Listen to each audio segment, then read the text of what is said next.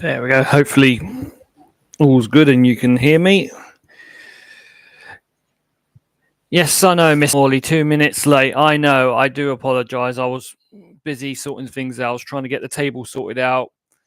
I was getting the box opened up and getting the bag pieces, getting the bags all out and sorted and vice versa and all that other good shit. Hello, Crown. Hey, mate. I'll be there when it goes live in 30 minutes. Looking forward to it. Coolio. Lovely. Just. No, it's not that.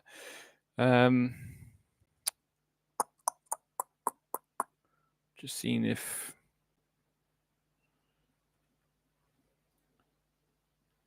Still for let me change a few things, but it doesn't seem to want to.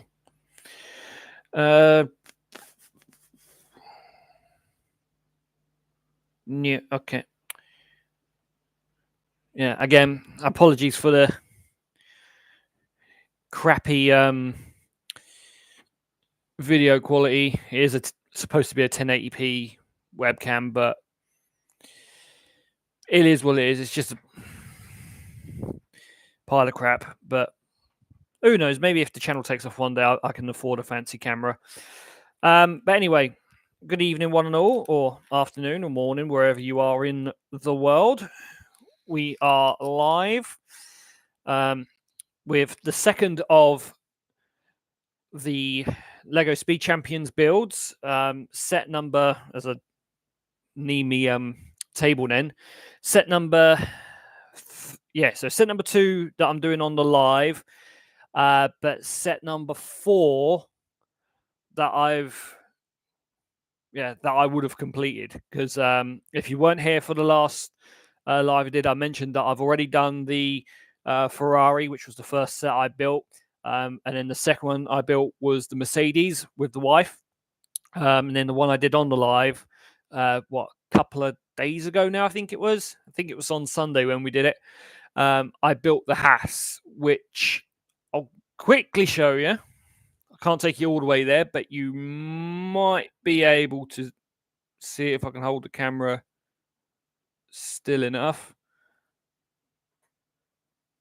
It is just there on top of the Funko Pop. It's very fuzzy. Again, I apologize, crap camera quality, but it is sat just on top of the Funko Pop vinyls.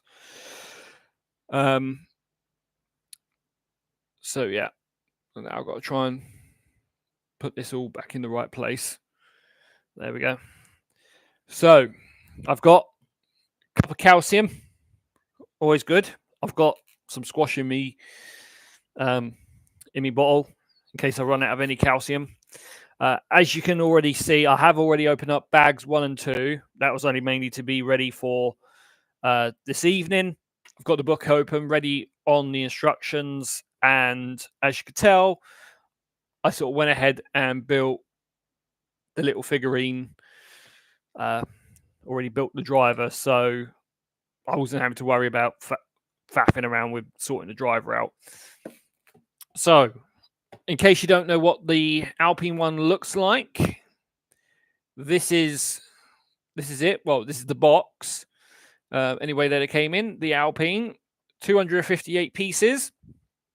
Another £23 set. To be fair, all the sets are the same cost, around £23. In regards to on the box, the presentation, can't talk today, looks really good. So we shall see how good it looks in person. Just a few other little bits so you can see what the real car looks like compared to its Lego counterpart. So I'm going to pop the box there. Oh, one thing I do want to show you guys before we really do kick things off. I went out with Mr. Molly. Forgive me. My lip's having a little mini stroke. Went out with Mr. Morley yesterday. We went and took a trip down to our local Asda store. And by sheer luck and the fact that it was the final one on the shelf, I managed to get one of the two that I still needed to get. And it is, of course, the Racing Bulls car. Now, Mr. Morley's already built this on his YouTube channel. He did a live. No, he didn't do a live on the. No, he did do a live on the Racing Bulls around a few days ago. So obviously, be sure to go check him out. Go check Mr. Harrison Morley out on YouTube. And he's built that one. He's also done the Ferrari one on YouTube as well, over 2 separate streams, I think it was. But yeah, so big shout out to Mr. Morley for taking me down to the local Asda in time to grab the final box. This was the final one they had in stock. So I can now say that I'm the proud owner of 9 out of the 10 sets. So we've got 9 out of 10 with 3 already built. So 3 built. Is right in it, yeah. 3 built, 4th is getting built, and then I've still got another 1, 2, 3, 4, 5 sets to build, 1 to get, which is very likely looking to be in June when I'll be able to get hold of the final set. That's unless I can find it sooner, which I doubt it, because with May half term coming up, trying to go anywhere with there being very little people is going to be impossible.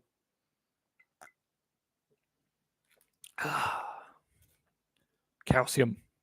Lovely. Crown BW, which one are you missing? So, the only one I am missing is the Kick Sauber. That is the only one I'm missing. So, I've, as I mentioned, got Ferrari, got Mercedes, got Haas, got the Alpine. We've got Racing Bulls now. We've got Red Bull, Williams, Aston Martin, and McLaren. It's literally just a Kick Sauber car we're missing. However, as I mentioned on, I believe I mentioned it on the Haas stream, from what I've heard, the Kick Sauber one is one of the more difficult ones to find.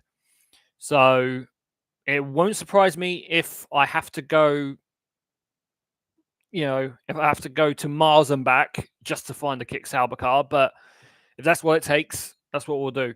I believe I did see it in the game section of Sports Direct in Norwich when I went with Mr. Morley and our good friend Mr. Connor Warner over several weeks ago. But can't guarantee I'm going to find it again when I go back there, if I can get a chance to go back there. So if not, me and Mr. Morley, don't know who else is going to come with us yet, but in around the beginning of June, we are looking to take a trip down to Milton Keynes to visit the Lego store, because the chances are may be able to find it at the Lego store. Fingers crossed. Fingers crossed, touch wood. That's what will happen, but we shall see. Anyway, enough of me waffling on. You guys haven't come here to hear me waffle on. You've come to watch me build some Lego. So let's get underway with step number 1. And bags number 1 and 2. And we need this pink one.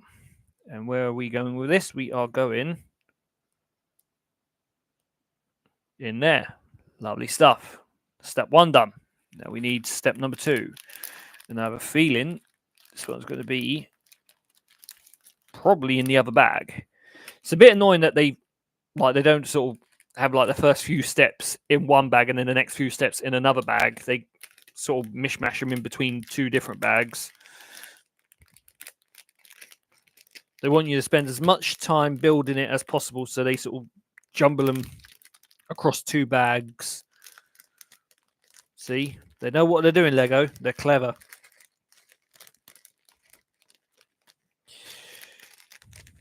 The only trouble is it's a pain in the neck to find when they're pretty much all the same color. I mean, we've got dark pinks, we've got sort of like a hot pink, 2 different shades of blue, black. Lucky enough, this is not like the Haas car where it was pretty much primarily all black pieces, which made it really difficult to find. No, that's not it. Come on, where are you? We are looking for a sort of dark pink 2 stud. I may have to do the Mr. Morley technique here and tip it out on the table, which ideally I don't want to do, but I feel it may come down to that. Oh, I was going to say I think I'd found it then, but no. But I think I may have done now. But it doesn't look the same colour. I think it's going to be one of those where it's going to be tricky because it's going to be sort of trying to get the colour right. Unless it's like the colour in the book is going to be different to the colour of the piece, but that wouldn't be confusing at all.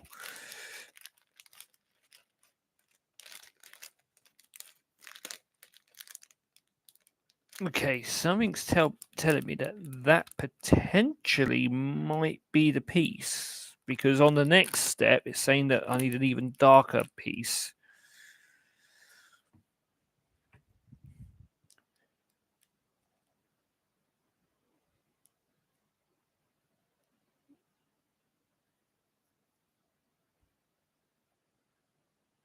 That piece sits on there very, very weirdly because it's sort of sat on top of one side and it sort of moves around a bit.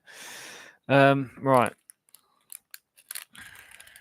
Now we need 2 of the sort of candy pink pieces. I'm going to call it candy pink. It's probably not even candy pink, but it'll stop me getting confused over what pieces are what. Yep, Milton Keynes Lego store trip after June payday. Looking forward to it. I am indeed. Just as you are, I am indeed, because we're going to pretty much turn it into not an all-day trip, but it's going to probably be like a vast majority of our days.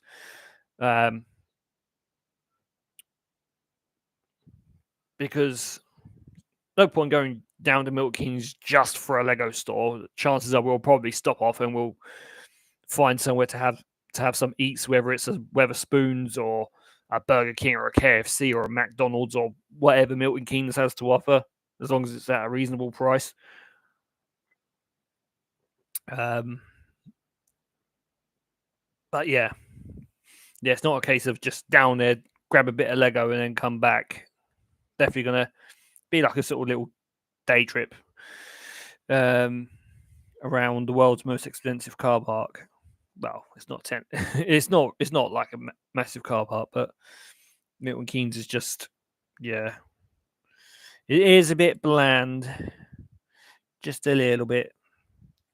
And if anyone who lives in Milton Keynes is watching this and hears that, they will probably agree that Milton Keynes is just a little bit. It's just a little bit sort of generic.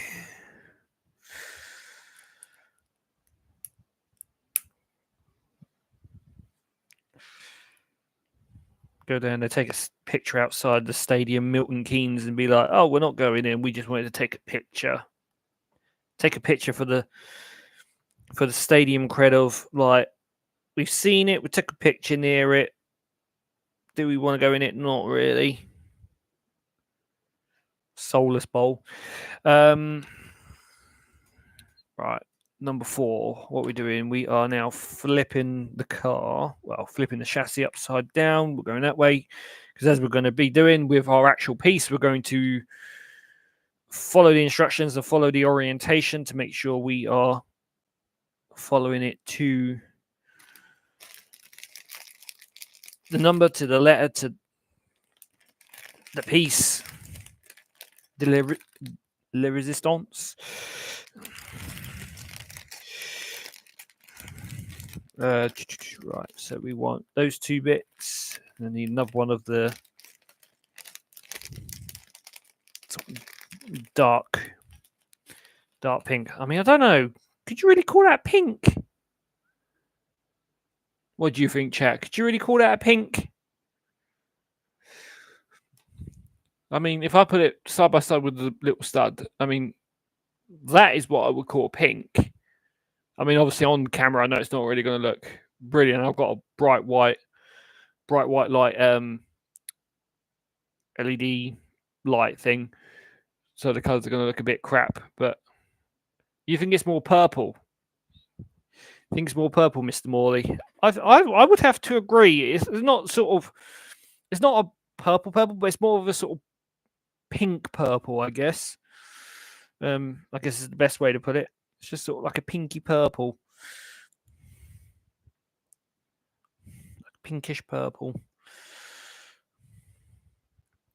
So we want those two on there.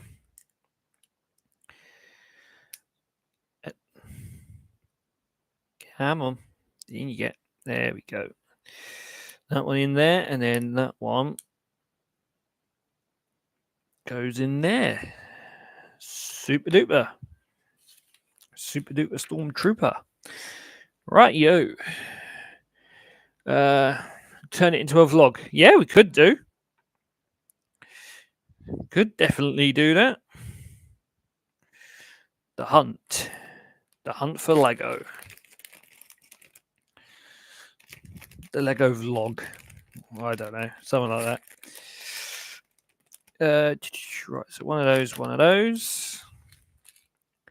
Right, so you, my friend, are going on there, and then you are going in front of those bits. Lovely stuff. Right, into this tiny little bag. We need two little awkward bits. Make sure that's the right one. Yep. Now I need the other one. There we go. And you two are going on the back. So you're going on there. You are going on there. Now I will say as well, obviously, to those who have obviously watched the last stream on playback, the last time I looked at it, I think the views were up to 94 views on the last stream I did, for obviously those that have watched it on playback. So big shout out to everyone who's watched the stream on playback and watched me build a Lego F1 car, or build a Haas Lego F1 car. So thank you for the support, much appreciated. Right. Now we want, that's a very unique piece. Not seen that piece before. It's like a very weird, so it's a blue one, but it's got like a weird two stud that sort of protrudes out halfway up the other one.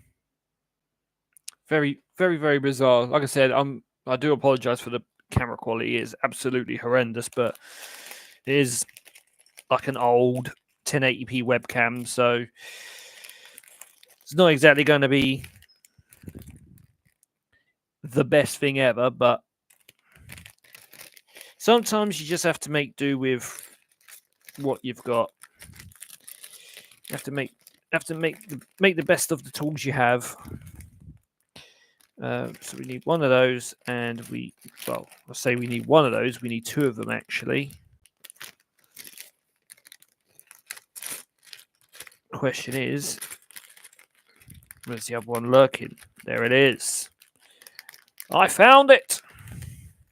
I have found it. Da, da, da, da, da, da, da, da. He has found the piece. No. Bags all over the place. Right. So we want to. That's going this way. All right. Okay. Let's see how you're doing this. So you go like that. And then we take the car and then attach it onto that bit there. Super duper. 2 likes on the stream, so thank you very much for those who are liking. See, if you are new to the channel, if you've just stumbled across and wondering what on earth is going on, be sure to subscribe and hit notifications so you'll be notified for when more stuff comes along. Obviously, there will be vlogs at some stage. Maybe the Milton Keynes vlog, ? That'll be something that may potentially come cropping along, as long as I remember all the gear. But yeah, I'll be doing sort of more vlogs. I'll be doing hotel vlogs and town vlogs and stuff like that. So all that will still be to come.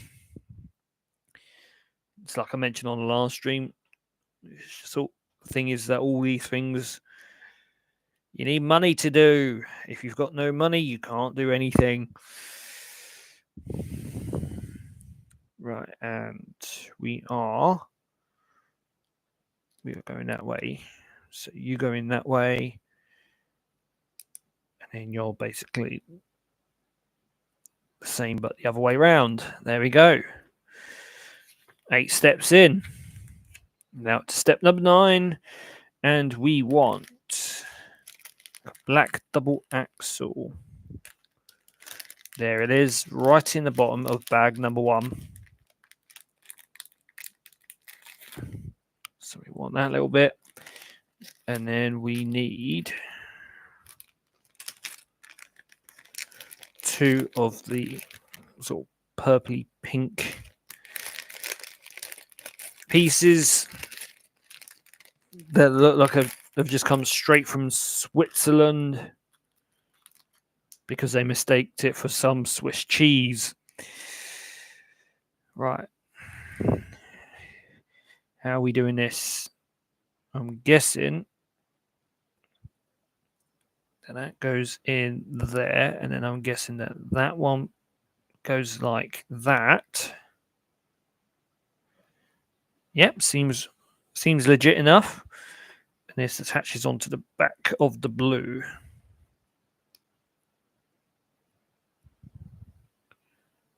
Lovely stuff.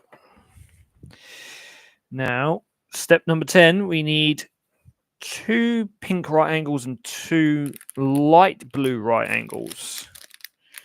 So it's that one there. And that one. And then 2 of the pink ones, which aren't going to be in there. So we shall move over here. And as luck would have it, there's one of them. And there's the other one.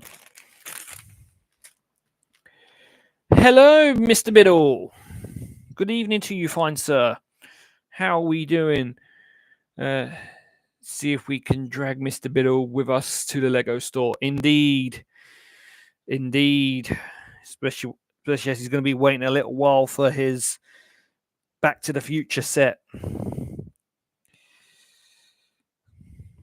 I mean, he'll have it by then. He'll have his Back to the Future set before we go. But yeah, make you a proper lad's day out.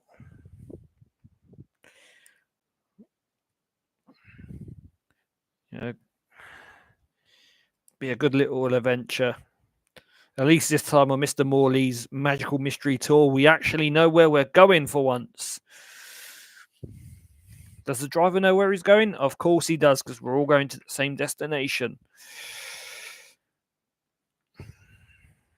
Right, step number 11. Ooh, getting the first of our stickers. So we need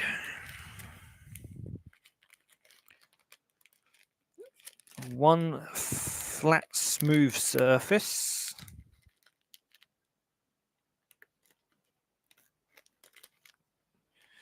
That it? It is indeed. So one of those, and then I need a bigger black piece. To be fair, step 12 is exactly the same, so I will take out that small smooth black bit for that as well. We need pink 6 stud as well. So I'll take out both pieces because step 11 and 12 are literally a rinse and repeat of each other. Literally a copy and paste. Right, so we need a smooth square. Ooh, Mr. Morley's favourite piece of Lego. Smooth part. Look at the sheen on that. Get yourself blinded on that piece of smooth Lego goodness. There should be another one. No, it's a rectangular piece. We don't want that one. We want smooth. You want another smooth black piece. There it is. Oh, another smooth black square piece. And there she is. The other smooth black piece that we need. Okie dokie. Right, so sticker time. We want, for step 11, we need number 16. And then we need number 13 for step number 12. So let's pop that on there a second. So this needs to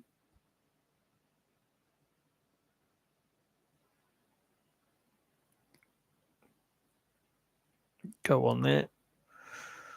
Oh, that's probably the most satisfying sticker application I've ever done. Out of the 3 sets that have already been done, that was probably the smoothest sticker application I've done, is on this one.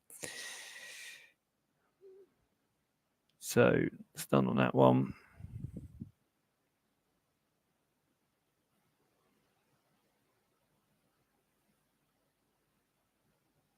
Ah, it's because it's on the other side. Right, yeah, okay. I was looking at the sticker and I was looking at the picture in the book for step 12. And it threw me off a bit because I was like, hang on, it's showing the A sticker the completely wrong way. And I realized it's because it's showing the car in the same orientation in steps 11 and 12. It's just showing that number 12 is on the opposite side. Absolutely threw me off, that did. It was like, huh? Like, what? What's going on here? But we got there. Right, so you go there. Smooth black piece goes alongside there, and then essentially I'm doing the same. I've missed one bit out. I've put the 2 shiny black bits straight on without putting that bit on. Whoopsie doodle. Whoopsie doodle. It's supposed to be that bit first. It's supposed to be those. Then that one. And then that one. Goes to show how much attention I was paying. Very little. There we go. Now we're back on track. So, step 11 and 12. Consigned to the history. Step 13, right, we don't need to worry about the car just yet because we're sorting out one of the, I guess you can call it brakes, or more like sorting out the beginning of the rear axle. So we need one of those translucent pieces. We also need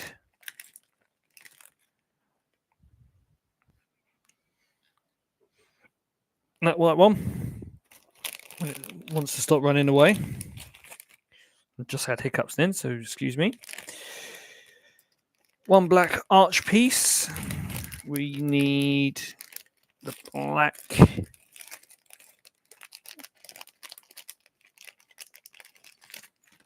Also axle part, that's that bit. We also need that bit, to the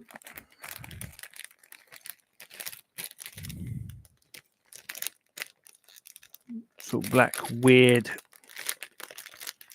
pieces, which I don't think are in that bag. They're going to likely be in this bag. Yep, so that one there. And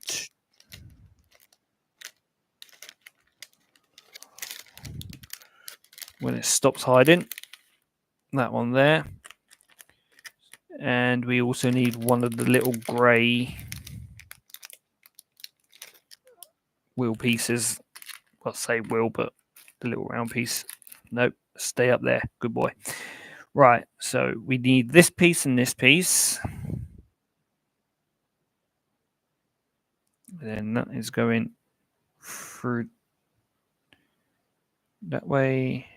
No, sorry, it's going the other way. So that goes that way. This then goes on this side. So that goes on like that. Then we want to connect small arch piece. There we go. And then we go two of the black pieces. So if we're having it held this way, we want it to go through that side. So that one in there. And then that one in there. And then this one, when it wants to do it, goes into that piece. And then this will go into here through the second hole.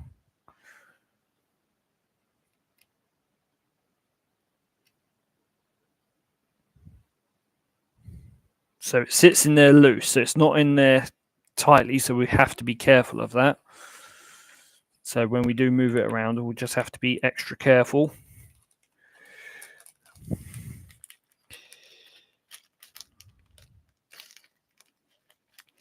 Right, and then we need another one of those ones. Twice. So where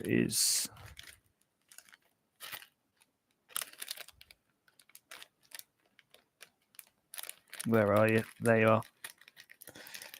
Now, I know some people are probably thinking, why don't you just chuck it all out on the table? Makes things easier to find, and you haven't got to sort of try and dig it out of a bag. Well, the reason I'm keeping them in the bags is for several reasons. It saves accidentally knocking things off, because I can be a bit of a clumsy ass, and knowing me, if they're on there and I go to pick it up, chances are I'll drop it on the floor, and then I'll be spending about 16,000 years trying to find a small piece of Lego until the wife steps on it, says ouch, and go, right, okay, we think we found it. Ideally do not want that, so that's why they're staying in the bags. Yes, it makes it harder to find because they merge into the other pieces, but it keeps them safe. Keeps them in a safe area. Right. So we want to go. Right, this is going to be a little bit on the fiddly side.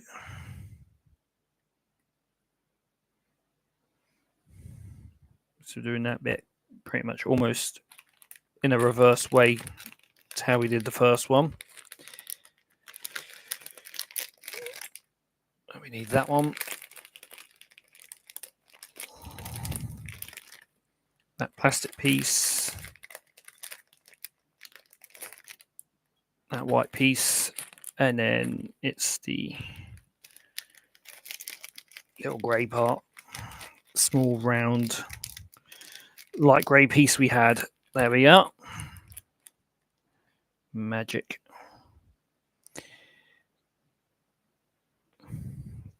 And that one through there.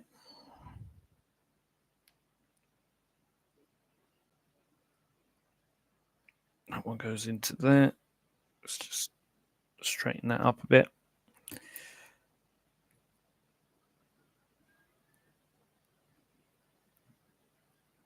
That one into there.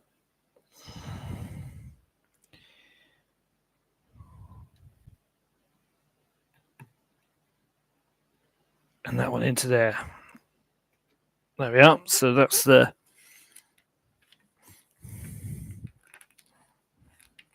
I guess you can say the like the underside of the cake tins of the brake ducts. If these things were to have brakes, which they pretty much don't. Right, anyway. Step number 16, sweet 16. So we need one of those, and then we need sort of a black 4 stud, but it steps up.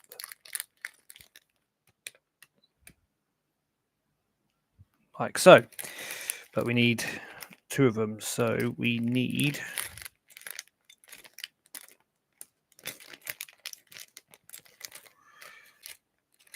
the other one. There it is.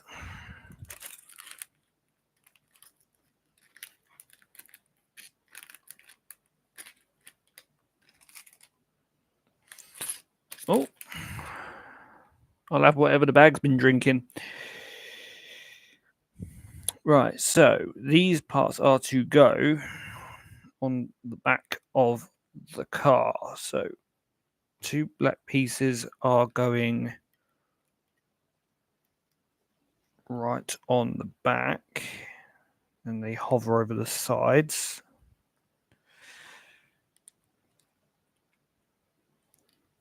So they go like that, and then that pinky purple piece goes in there. So if we are building the back of the car, which I believe we are, just looking at the sort of the completed picture on the top. Yeah, so this is sort of towards the back end of the car. So this is mainly like the engine bay area. So this part here will essentially be what the rear wing's going to attach to a little later on. Step 17. We need that blue piece. We need 2 of them, actually.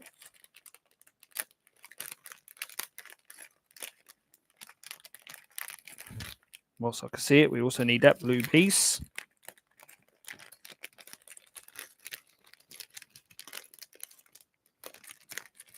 That's the other 2 blue piece. There it is. And we need a 1 sort of purple pink stud.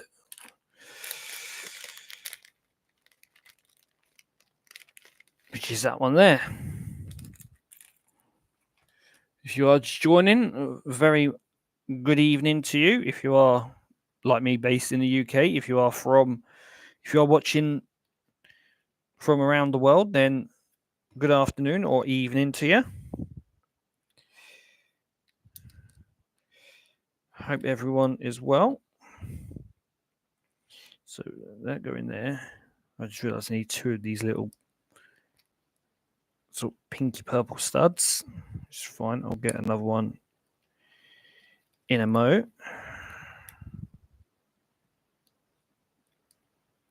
So that one goes there. So we need another one of those little shallow hot pinky purple. Well, hot pinky purple.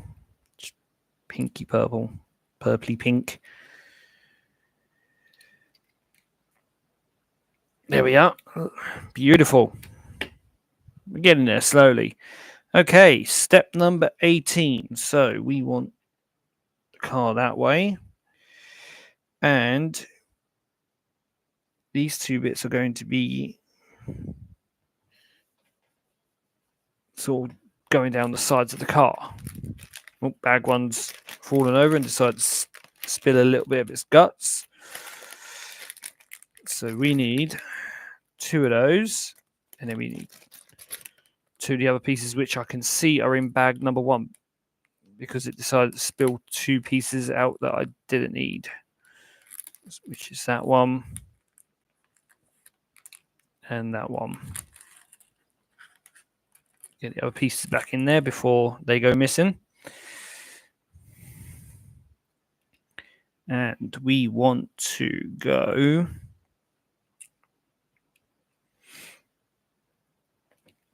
that one in there.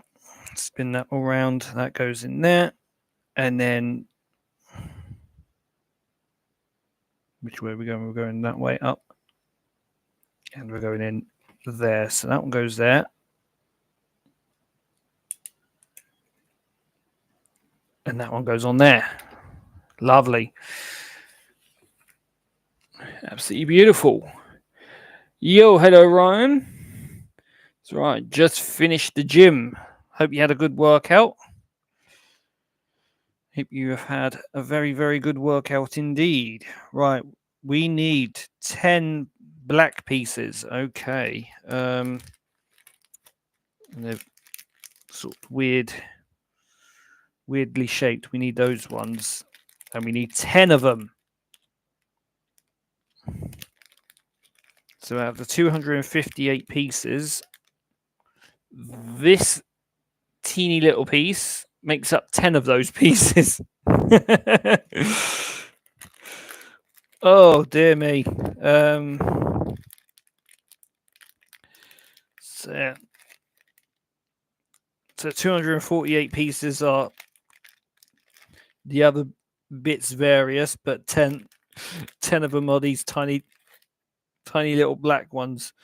So what we got? 1, 2, 3, 4, 5, 6 there. 7.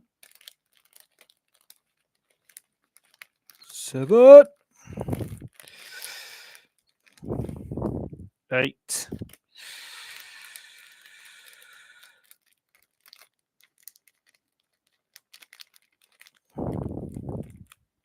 9. Right. There's one more of you in here somewhere. There you are. And 10. And it's very easy where these parts go because it's just showing on the book. They just go along on the side in a line. It was a very, very fun workout. Well, that's good. It's what it's supposed to be about. You know, go to the gym, work up a sweat. The main thing is to enjoy it.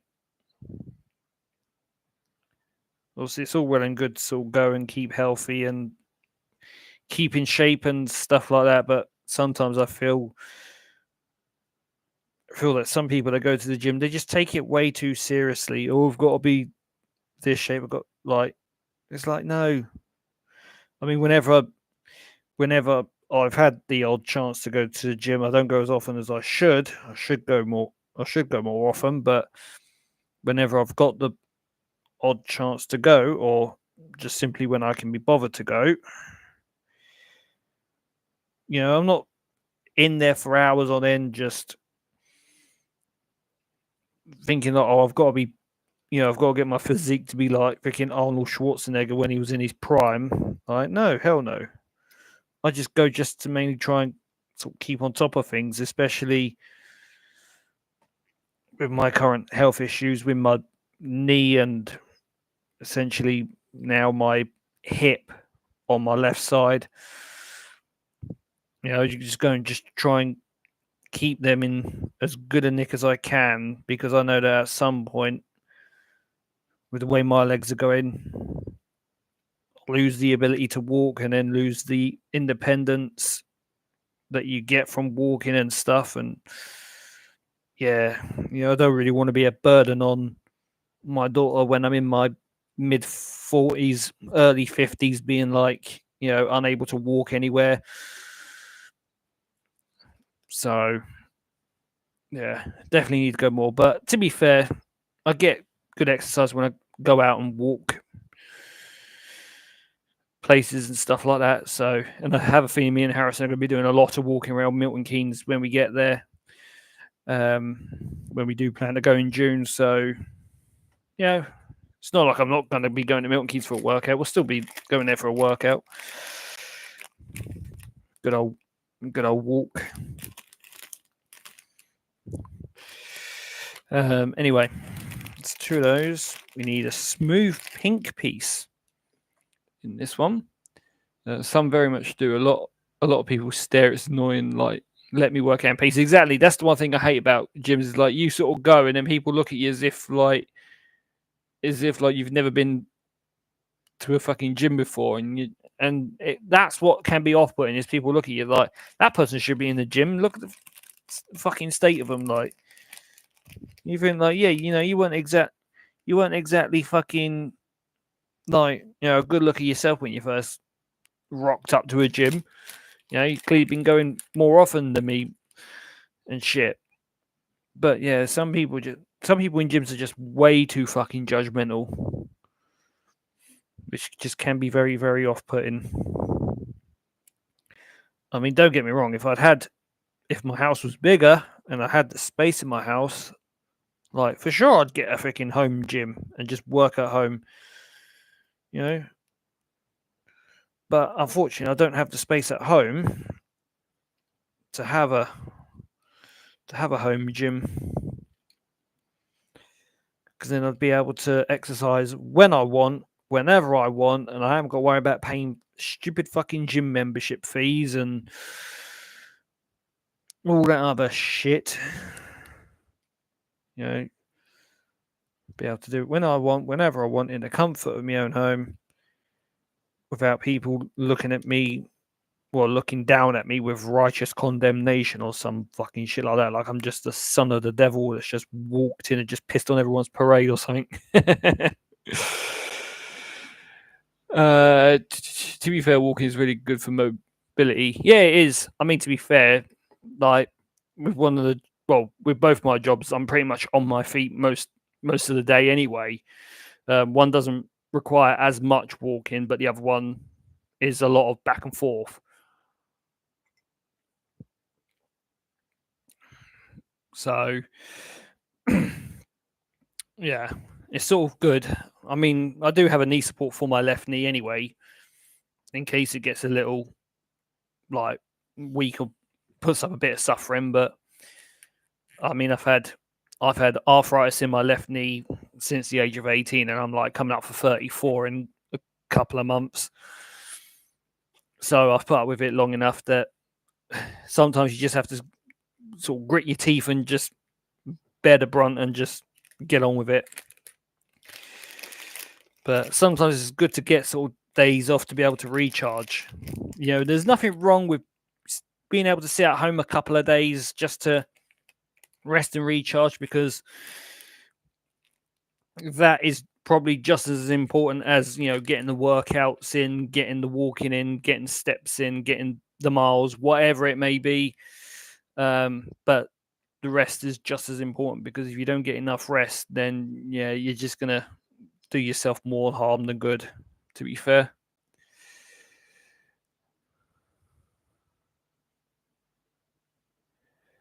Tyron Channel 2, hey there man, I would like to tell you about what I have to say, but unfortunately I have to go to school now, so it will be a next time. But hey, I will subscribe to come back next stream next time.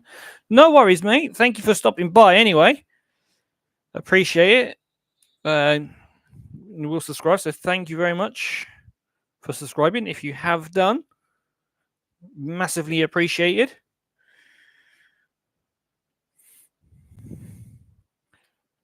And education in school is indeed very important, so I admire that.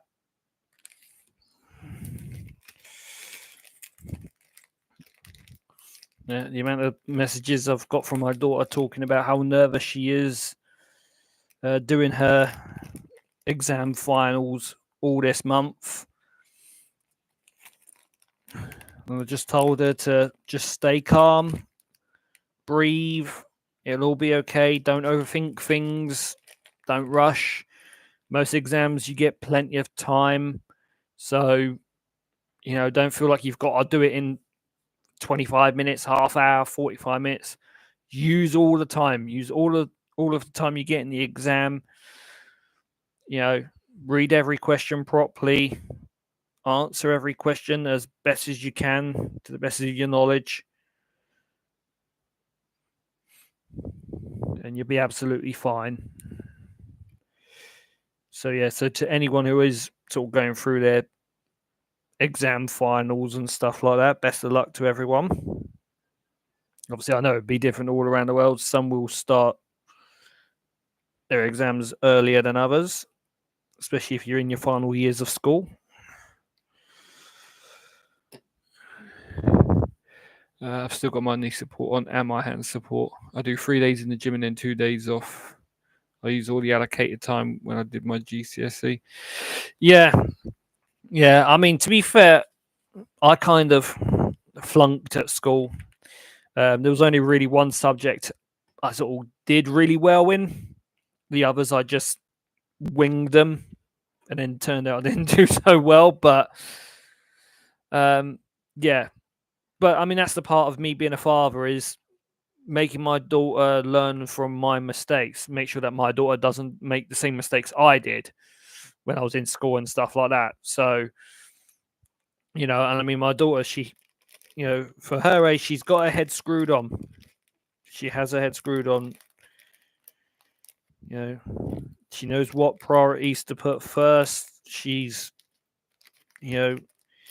a far better person than I could ever be. I mean, a load of people that know me personally know how proud and how just like how much I talk about my daughter. I love my daughter to bits. If I could talk about her till the end of time, I bloody well would, because I'm so impressed of how far she's come. 16 years old, she's got her own job. Which she started when she was 15. So started off as a Saturday job and is now a job that she does on Saturdays and Sundays. She didn't ask anyone to get her the job. She got it off of her own back. She doing really well. She's had high praise from her managers and stuff. They say they praise about how well she does in her job and how she applies herself. So yeah, I'm definitely a proud father at that.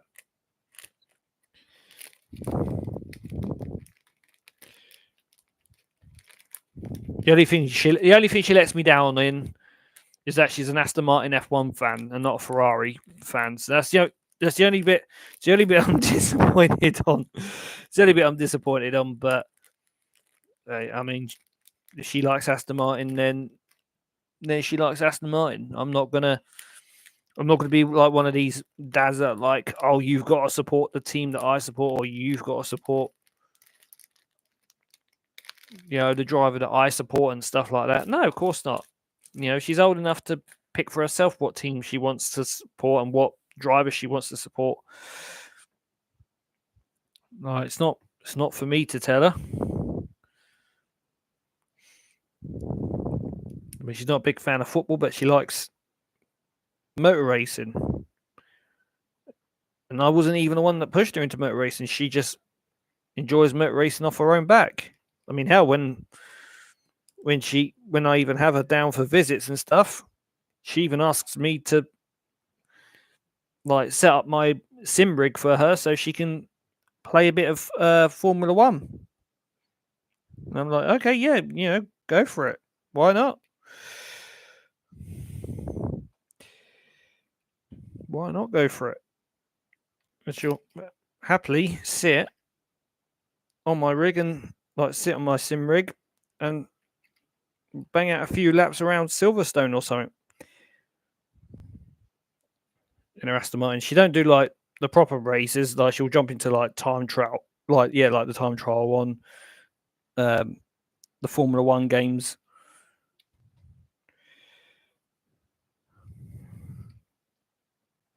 Just making sure I've done this properly, because these are very fiddly bits.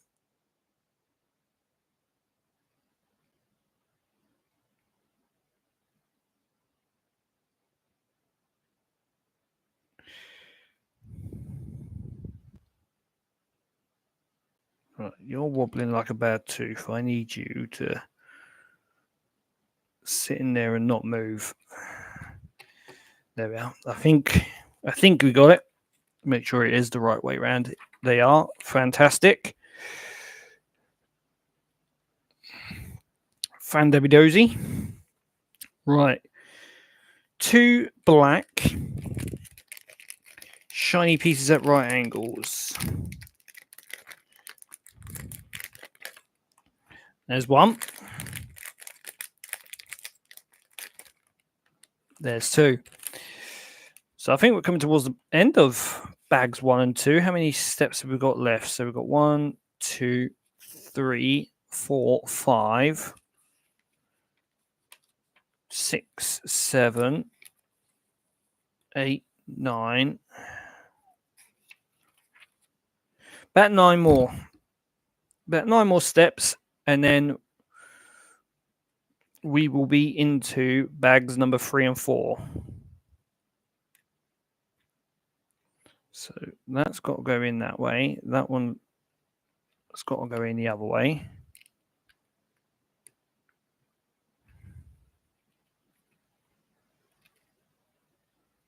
There we are.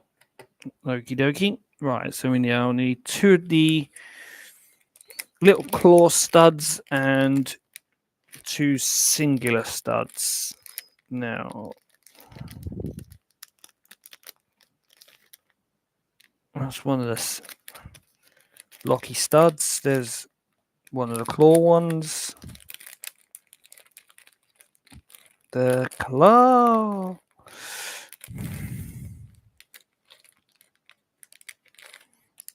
There's another one of those ones. And there's the other claw. Sore throat.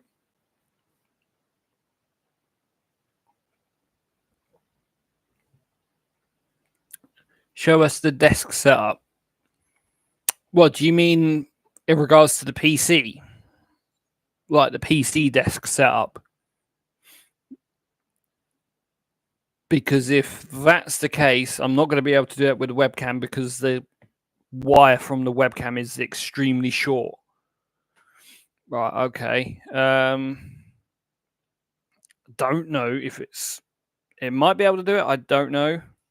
I might just have to do like a short tour. So I have one monitor up there. It's got Discord running at the moment. And then you've got it's trippy. But I've got second monitor there, which is going to go trippy as hell. There you all are.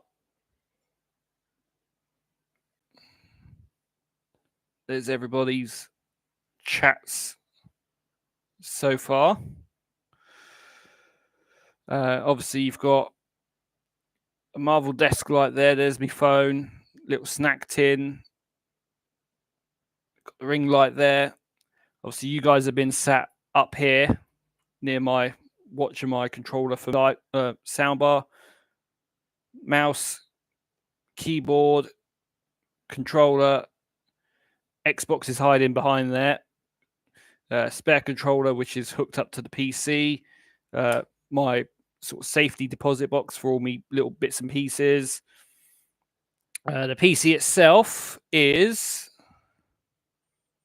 might not be able to get you down far enough, but the PC is down there. You can see all the different color bits. To say it's going to be quite dark because I've only got the ring light on, and then that little light flashing there, that is actually a stand. Like I said, it's going to be very dark because the light is very minimal. And then, yeah, I've got a scooter and a push bike. Obviously, push bike, some people will obviously know the push bike. And then this little unit you're seeing here, that is the back end of my steering wheel for my sim racing setup. Because it's on a foldable, whatchamacallit, a foldable rig. Right. I've now got to sort the sort the wire back out. Sort the wire back out and try and get you all centered back up. There we go. I think we've done it. Let's bring the table in a bit closer. There we go. Right. So yeah, I mean, my desk is nothing fancy anyway. Love the dual monitor. Yeah, I've had a dual monitor set up for quite a while. The first, like the monitor that you saw on the top, that is a HP monitor. The one on the bottom is a Samsung monitor.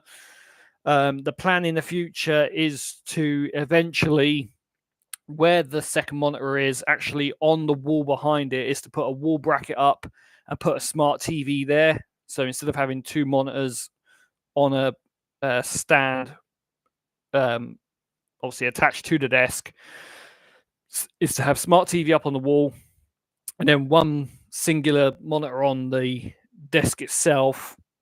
The PC needs some upgrades, major upgrades at some point, especially storage wise. So that will come at some point. Yeah, among a load of other things. But the trouble is, there's so many things I want to do. I want to do obviously the vlogging videos for the channel. So that's staying in hotels and checking hotels out and reviewing them, reviewing towns and cities I go to, and all these other things I want to do. But the trouble is having the money to be able to do it. I have got my own transport coming on the way, and it's been well documented amongst friends and stuff that I have a moped coming. Don't know when that's coming yet. Been told 2-3 weeks ago I was going to get it, and then it's been delayed due to some issues. Been told that I should hopefully hear by tomorrow what is happening with that. Hopefully it's good news. Hopefully I won't be told I'm waiting another century for it, but we'll have to wait and see. But hopefully once that comes, that will help out a lot, because then I haven't got to then worry about costs for trains or coaches or anything like that. I'll be able to get there under my own power, because I can just fill the ped up with petrol and then just go to where I need to go. And besides, the ped will be easier in a way, because when I go to do these hotel reviews that I'm planning, I'm not planning to stay for 4, 5, 6 nights. I'm only planning to go maybe just for 2 days. They may just be one nighters, sort of go stay there for a night and then come back. It all will sort of depend on working it around work schedules and family commitments and all that kind of stuff. So that's what I'm sort of looking into. The idea, the plan at the moment is to do the hotel views over 2 nights, so I can sort of do, the hotel experience over a couple of nights rather than just the one night, because then at the same time I can then do the review on wherever I'm staying, so I can sort of show you around nearby where I'm staying. Like, if I'm staying in a small village, show you around the village and stuff, and then sort of rate the whole experience together. That's what I want to do. But it's just having the money and the funds to be able to go out and do it. That's just the thing. But once I've got the moped, that'll cut costs down, but at the same time makes life a little bit easier for doing stuff like that. Anyway, let's stop waffling on about that. Right. This is the trouble. I'm a man and I cannot multitask for shit. So let's put those two in there. These two have also got to go on top, but they need to go that way. Yeah, so the clips are on the outside, right? Okay. So this is obviously towards the front of the car, so I presume that those are going to be the spoon mirror holders for those bits. It's a very clean setup. Yeah, I mean, to be fair, it can be better, but the desk is quite small that I have. So like ideally, when I had my setup over the other side of the room, the plan was to get one of those 90-degree corner desks, so I had more space for putting stuff. But now where I've moved the desk to, the desk I have is actually perfect size. But like I said, like it just needs a bit of a shuffle around. But yeah, I've got ideas. It's just that I just need to rub the green. I need the money to do it. Hello, Lego Planes and Cars guys. How are we doing? I was looking at the curved monitor. How would you get it to go across two screens? Well, so do you mean how to get two screens across? Like how to get your like how to get a second monitor to work as a second one? So the way I do it is, so the Samsung monitor is my main monitor, and then the HP monitor is essentially an extension. So all my icons and stuff like that, so like all the desktop icons will go on my main screen, but then the second screen is just a backup. So if I was to move my screen up, well, I say screen, but if I move my cursor up, it will then sort of transition. It literally sort of jumps from one monitor to the other. You just go into settings. You just literally go to settings, go to display, and then make sure that your computer is picking up both of the monitors. And then all you do is set like whichever monitor as your main monitor, and then you set the other one as just an extension, and then it just extends it. Yeah, it just literally becomes an extension of your sort of overall desktop. Ghost hunts with Reeves. Well, I mean, if I had the things to do ghost hunting, then yeah, maybe, but I don't have the things like the sort of motion detectors or the what they called, like EMF readers or something like that.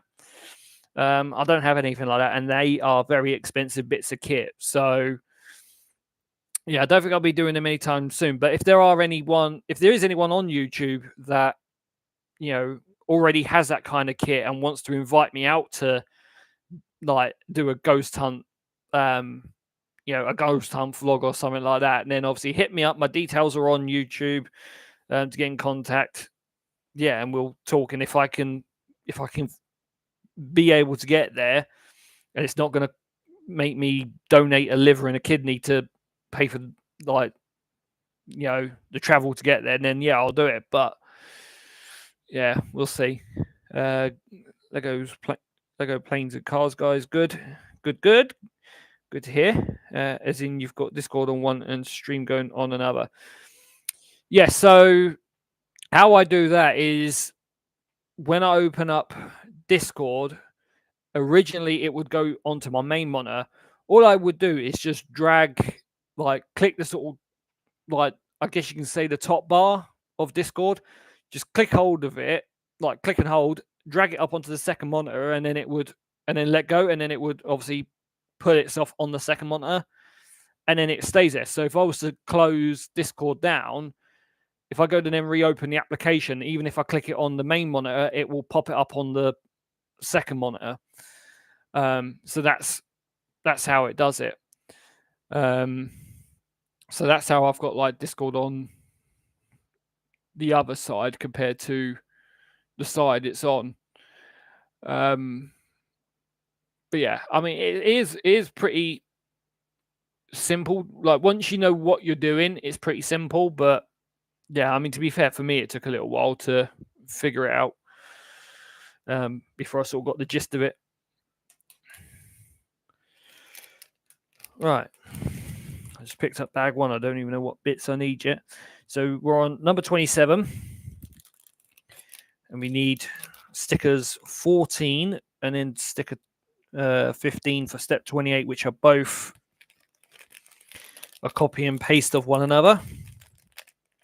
So we need that one. I might as well take the other one out because we're going to need it for the other side. And we need small shiny black bit and a curved shiny black bit. So it's not in there, so it's going to be bag number one. So it is, where are we? Where are you? That one there. Take that one out for that side, and then it's curved that bits. That's it. So it's that one there. And we want that one there. Lovely. Right, so sticker number 14 is going to be for... It's going to be for the little curve bit. So I'm going to just pop on the 2 bits where they need to go, just so I know where they need to be. And if I put that side, put that one like that, number 14, it's a little, trying to sort of read what it says on the sticker. I think it says BP Ultimate. Yeah, BP Ultimate. Okay. Good old British Petroleum.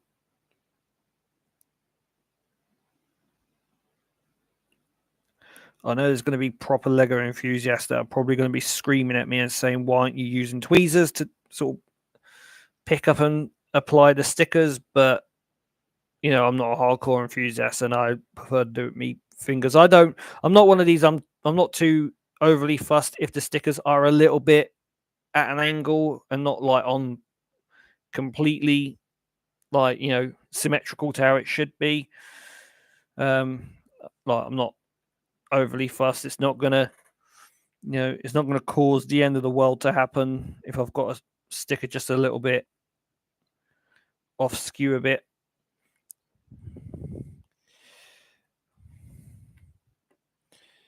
So yeah, so that one that goes like that, and then if I have that one that side, that means that piece will go on there, and then that piece goes on like that, and then I need sticker number 15,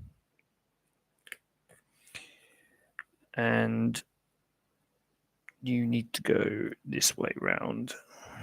Don't want to make the same mistake as I did with one of the hash stickers the other day, where I put one of the MoneyGram stickers on just a tiny bit upside down, so I had to peel it off and pull it back on. But to be fair, the quality of the stickers on these Lego sets so far have been absolutely amazing. Like, you, even if you do put a sticker on the wrong way round, they come off relatively easily, and you can, and they still have enough sticks so that when you do put them on the right way round, like, they still got plenty of stick and they ain't gonna peel off. So yeah, props to Lego for actually making quality stuff. That's why their sets are so bloody expensive, because everything's of good quality, which you would expect from Lego, to be fair. Right, we're on step 29. Just see. Okay, so those chat's a little quiet. So 3 likes and 3 viewers at the moment. So 3 people just chilling out. Hopefully I'm not boring you all too much.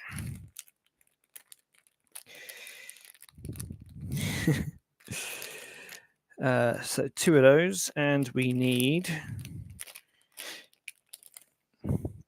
1 of those ones and another 1 of those ones. And whilst I'm here, take that one out there and that one out there, because those 2 are going to go on the back in just a moment. Right, so we want, let's bring the model across. We need to put one of these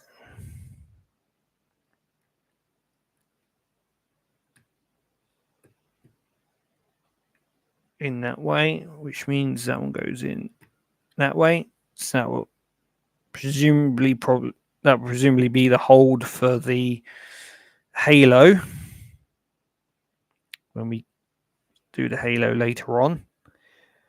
So this one is, if I'm right, yeah, it's going to go in here. And that one's going to go in the other side, so it looks like it's So this should be joining in at the hip.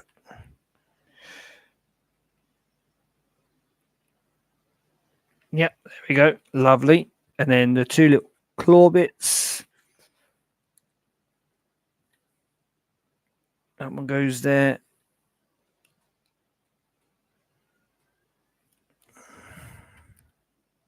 That one joins it alongside. Beautiful. Step 29 of 30 done. It's a good thing I like about these sets, especially when you can sort of get two steps sort of almost done in one go, because that sort of helps speed things up a little bit. Right, so two shiny pink squares. Oh yeah, watching Lego building and eating pizza. Yeah, why not? Watch some twat build a Lego set while you're vibing out and eating pizza. What a good way to spend a Tuesday afternoon. Well, Tuesday evening at this point. And I had my dinner earlier on. Didn't want much, so I just cracked open a tin of beans and sausages, popped it in a bowl, whacked it in the microwave, buttered two rounds of white bread. Yeah, and then at that, whilst I was watching Mr. Morley build a section of his McLaren Senna, this 70 pound Lego set.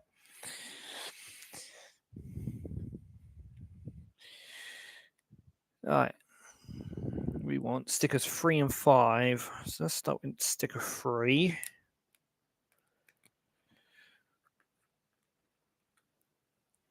And we want to go that way round. So if we're doing it this way, it's got to go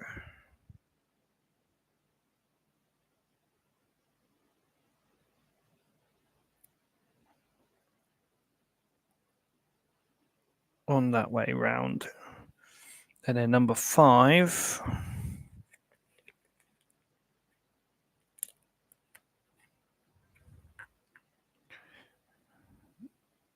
needs to go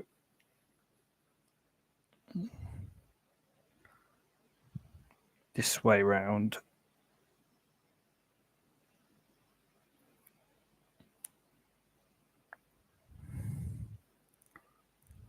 Let's make sure there's no air bubbles on underneath. There we go.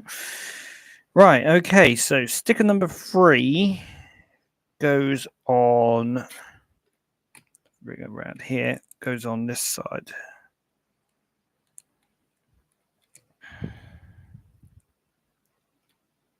Sticker 3 goes that side, and then sticker 5, well, I say sticker 5, but the pink one with sticker 5 goes on that side.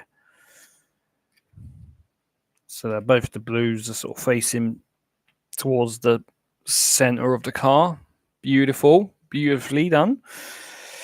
Right, step number 32. I believe we are right near the end now of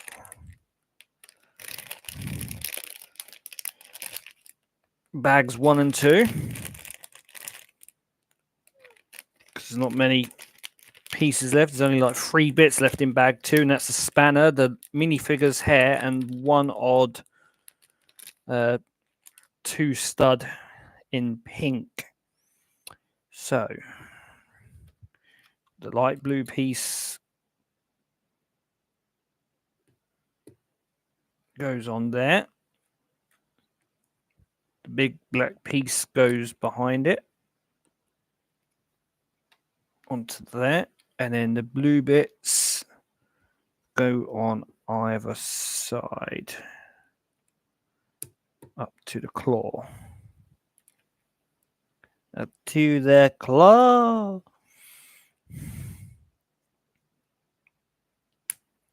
Oh, satisfying snap. Right, so I'll just show you the progress at the moment. give you a little close up. Again, apologies for the absolute dog water of a camera quality. But yeah, not too bad. Not coming along too badly.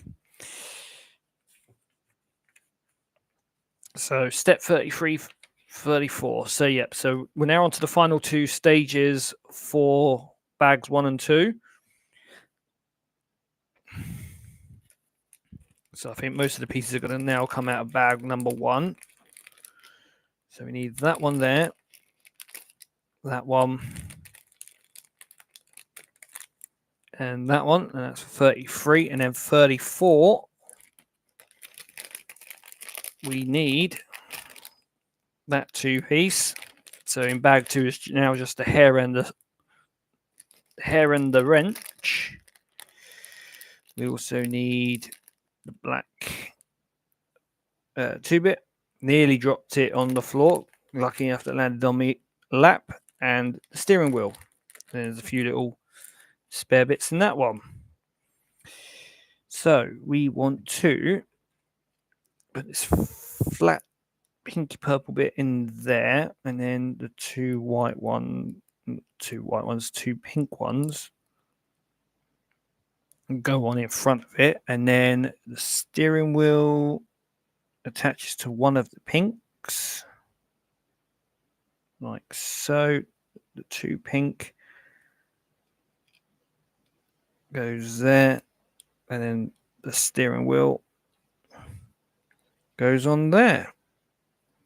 The steering wheel is literally just the same generic piece that's going to be in every car.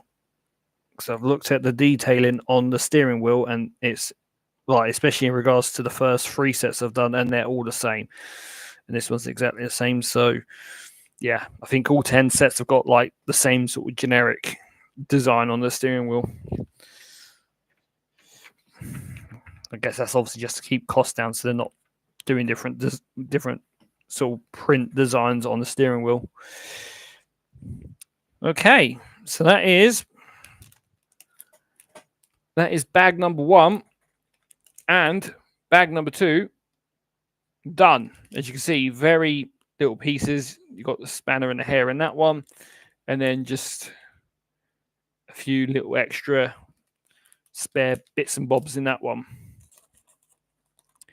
Now, no idea where the hell I'm going to stick these at the end. Well, I say stick these, but I don't know where I'm going to stick the car at the end, because I've got the Ferrari and the Haas in my little display cabinet.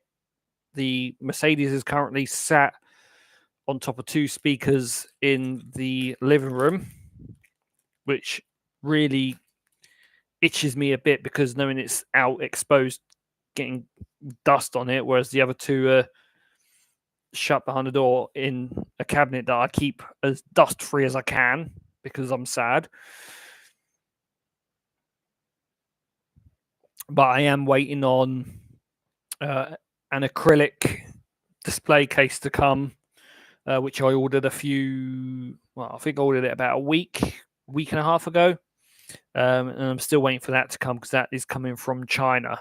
So that'll probably be here in another few weeks or so, maybe. But that acrylic case can display all 10 F1 cars in it. You can put 5 on the top and then 5 across the bottom. So I've ordered that. That is on its way. And the plan is that once that does arrive, then all 10 sets are going to be in that case, and then it will be displayed somewhere in this room. Once that happens, I will take a picture and I will pop it on Instagram and on Facebook and maybe on TikTok and shit like that. I don't know. But I'll definitely put a post up when it happens. Oh yeah, it's cracking on further the way through. Yes, I am good, sir. Third of the way through. Get bags 3 and 4 done, and then we will be halfway there. But we won't be living on a prayer.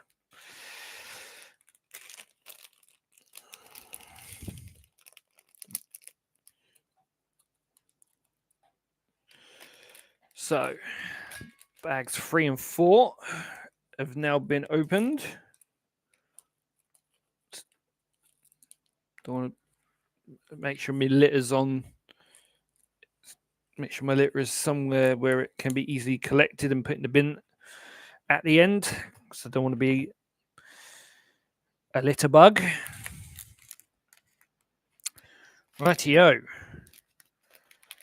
Let's get crack-a-lacking. So I need 2 of those. Pink right-angled ones. There we are. And we are going to the front of the car.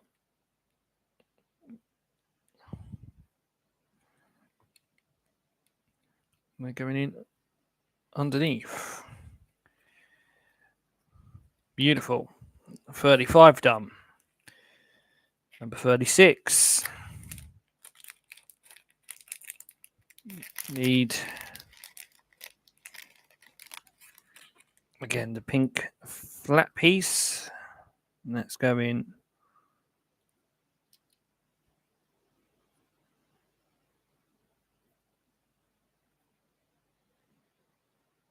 on top. Just trying to straighten that bit out so it doesn't catch on anything later on. Right, anything out of that one? No. So bag number 4 over to you. 1, 2, 3. Right. So if I remember, yep, this is no different to the other sets I've already done, where that gets attached to 2 of those bits. So it's 37, and then that goes in and under there. So now starting to extend the car out a little bit more. Yeah, that's the one we need. That one. And then this should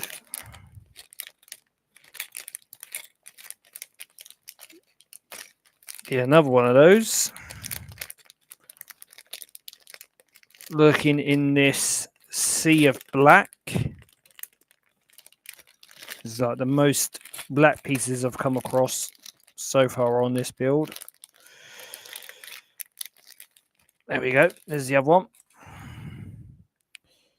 And you are just covering up the top of that piece.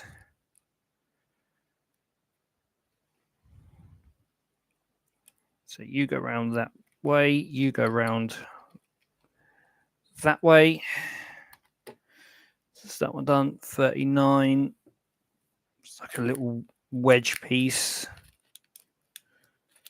So the guess is going to be in here somewhere. Yes, it is.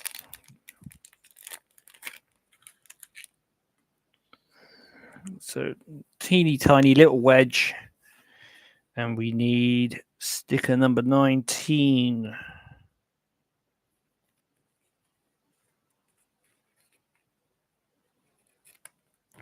Let's grab that. Tiny little Alpine sticker.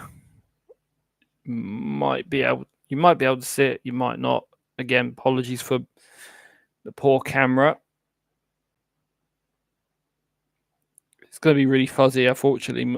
The camera doesn't have autofocus or anything like that, but it's an absolutely teeny tiny sticker.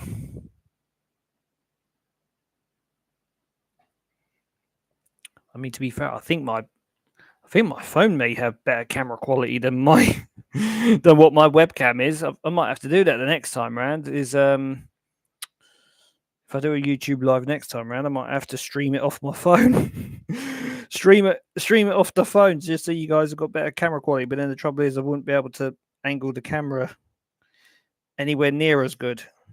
Although actually no, I might be able to, because my ring light it sits on a clamp, and it's got two stalks that come off of it. One stalk is for the lamp, the other one is for a phone holder.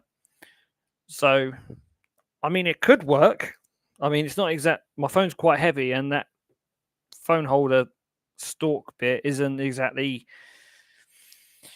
doesn't exactly take the weight of my phone sometimes, especially depending on the angle you set it to. So, I mean, it could work, it might not, but I guess we would have to trial it and see. And if it works, it works. If it doesn't, then it's like, oh well, at least there was no harm in trying. But yeah, it is just very fiddly little bit. Yes. Don't know why I'm talking such a weird voice for. He's a bit mad, I am. He's a bit doolally, he is. He's all gone a bit doolally, he has. Yes, sir, indeed, he has. He's gone a bit mad. That's what being cooped up indoors all day does to you. Right, stage 40 done. Stage 40? Step 40 done. Step 41. We need... Not that bit.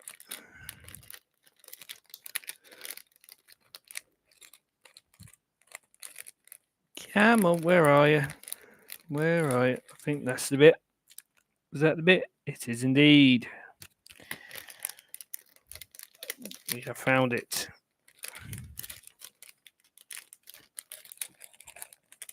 Right, now I need like the little black circle piece. No,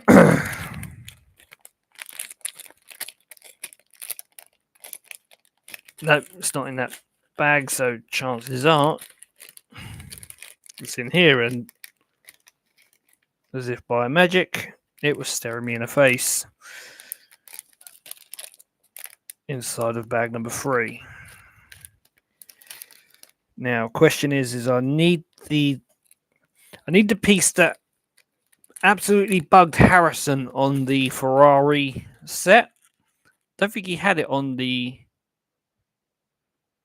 Racing Bulls. He'll be able to clarify if he had it on the Racing Bulls, but he definitely had it on the Ferrari set. And it's this little piece.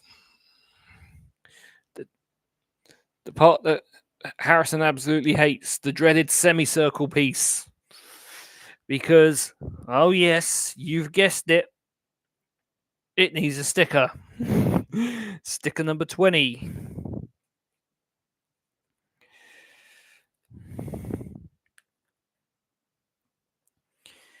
Now, putting the sticker on this bit is going to be an absolute pain, and I know that pain all too well. I'm very well versed in it.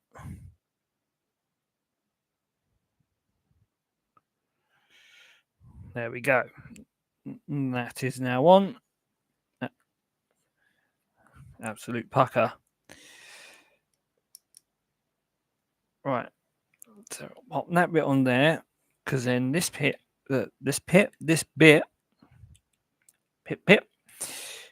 hooray. That part goes on there. The little BWT part, little semicircle, goes on just in front of it. There we go. That's 41 done. Now for 42. So we're working now down the left-hand side.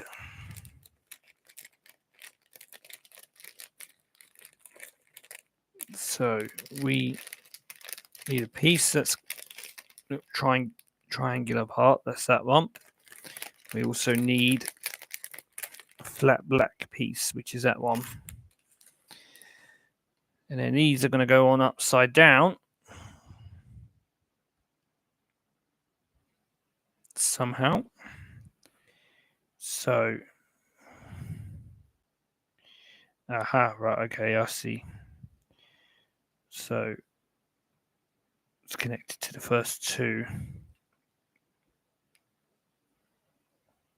So it goes like that. And then this one faces up on the other three like that.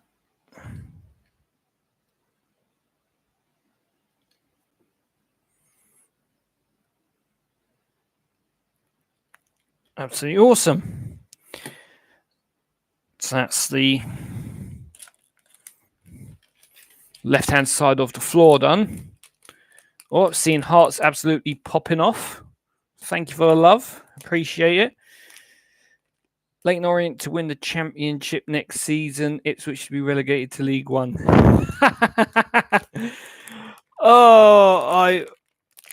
Do you know what? I wish that would happen. I wish that would come true, but we've got to win the playoffs first. We've got to beat Charlton in the championship playoffs to get through to the championship. And then who knows? If every other club doesn't do too well, maybe we can capitalize on everyone else's misfortunes, and then who knows? Maybe, just maybe, we might be able to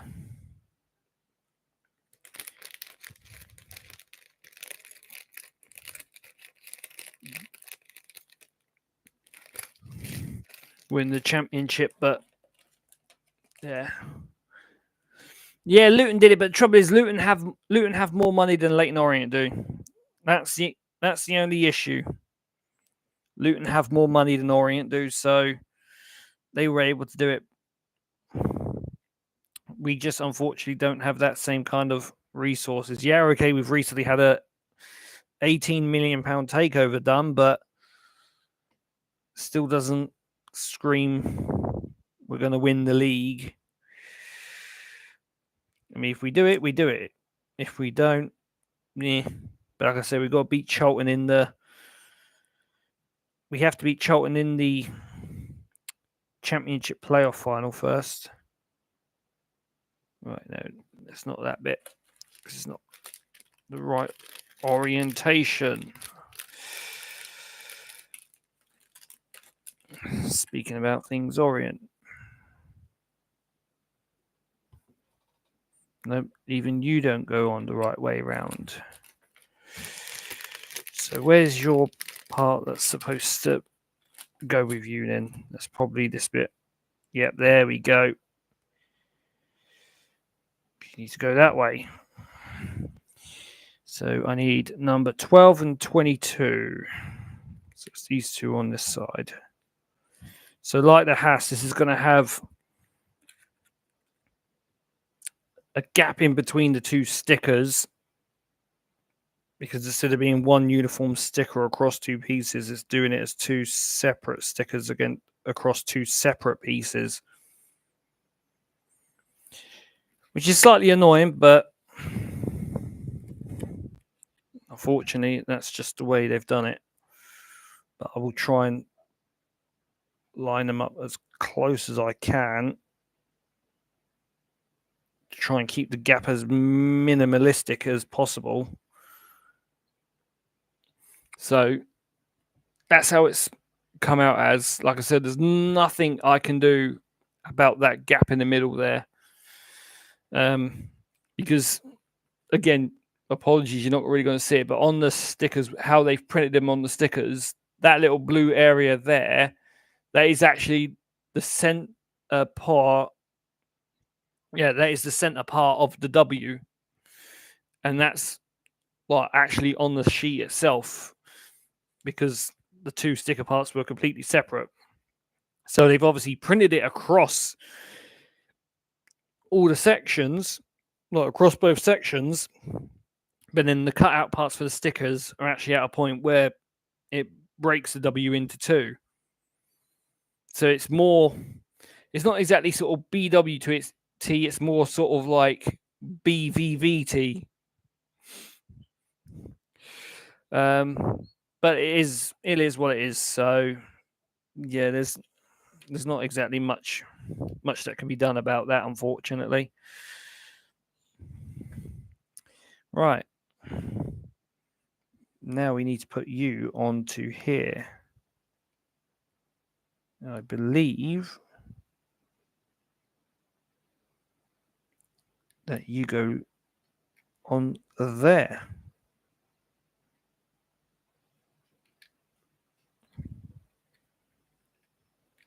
You do indeed. Smashing. Right, so we don't need to do the other side pods just yet, but what we do need is, as I go and drop the bag, which I dropped it on the table. We need one blue with a claw. We need one of the sky blue pieces, and we also need it's like a little black wedge part. No, that's not it.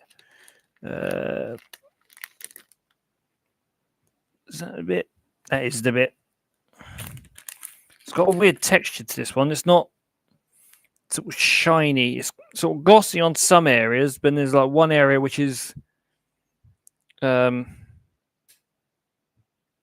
it's not like a matte, but it's got like a bit of a texture to it. So we need to attach these two together. No reason they know it can't. No, exactly. Judging by their back-to-back relegation, they can't. Yeah, yeah. That's the one thing we want to sort of try and avoid is we don't want to sort of go up too quickly.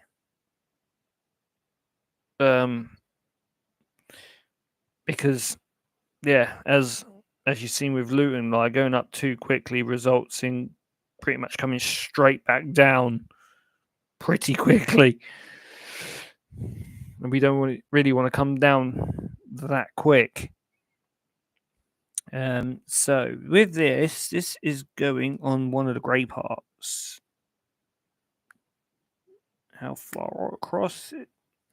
I don't know, but we will call it that. So just it could be poor manufacturing, but yeah, obviously it's the way Lego do things. Okay, so we need a sticker for that bit, and it's sticker number 6, and because it's on the left side, we need that sticker, which is a very teeny tiny little Alpine logo. Some people pronounce it as Alpine. I pronounce it as Alpine. To be fair, when you watch Formula One, they do announce it as Alpine. Well, especially if you watch the British broadcast, anyway.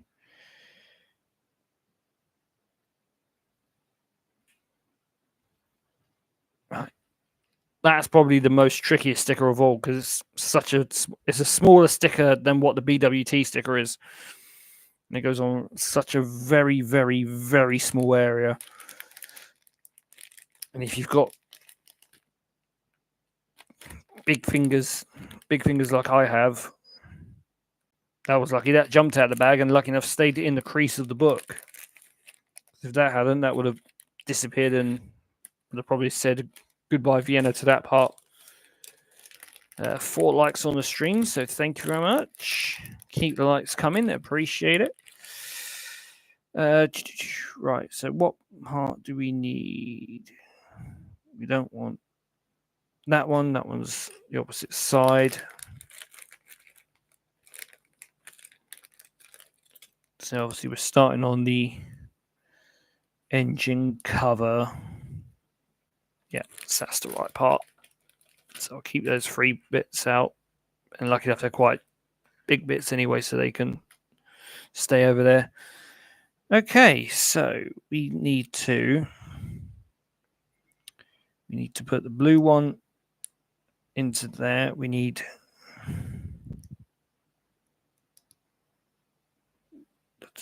slightly darker blue one to go there. Right, now if I do it that way, we need stickers 10 and 11.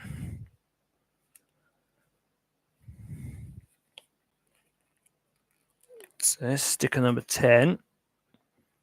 And you are going on...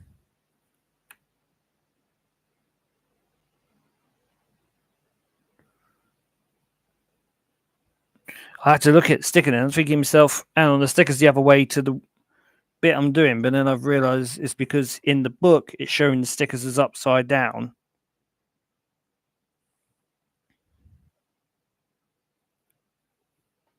Which makes a lot more sense as to why I was figuring out what was going on. But it definitely was not confusing at all.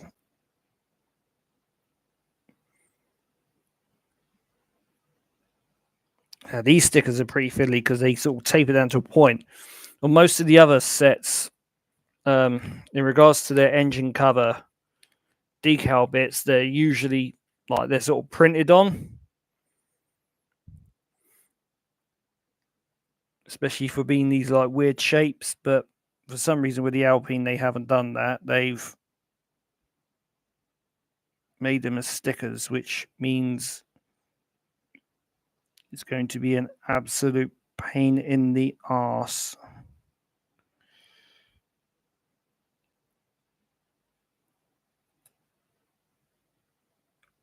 Especially trying to line them up because I was trying to line the two blue lines up together to make sure,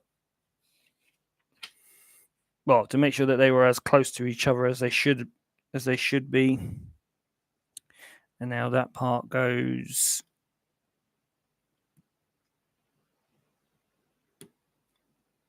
and clips onto there. So there we go. So that part is what we've just done. It's this engine cover part here. Now we're effectively doing a copy and paste job because we're now doing the right hand side.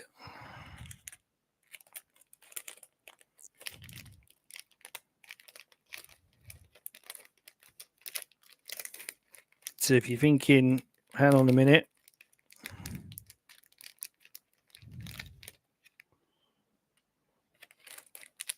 I was watching him live, but he now seems to be doing what he's literally just done. Don't worry, the stream hasn't gone backwards or gone all glitchy on you. We're literally still live, still going ahead. It's just we're now doing the other side to what we've just done, but it's literally exactly the same steps. Right, come on. Should be another one of those tiny little wedge bits. I think we may have found it. Yes, we have. So let's just get those other bits that are, get the other bits that aren't needed.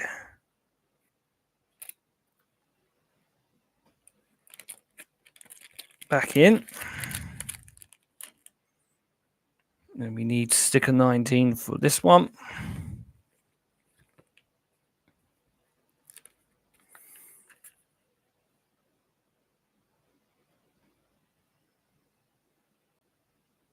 So that goes that way. So the Alpine sticker goes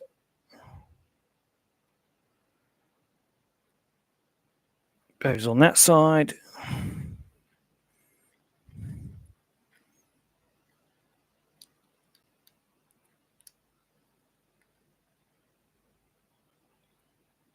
That goes on that side there.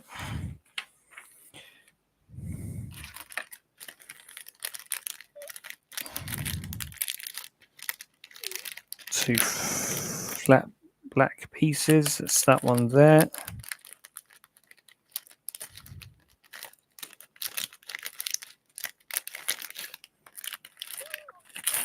And that one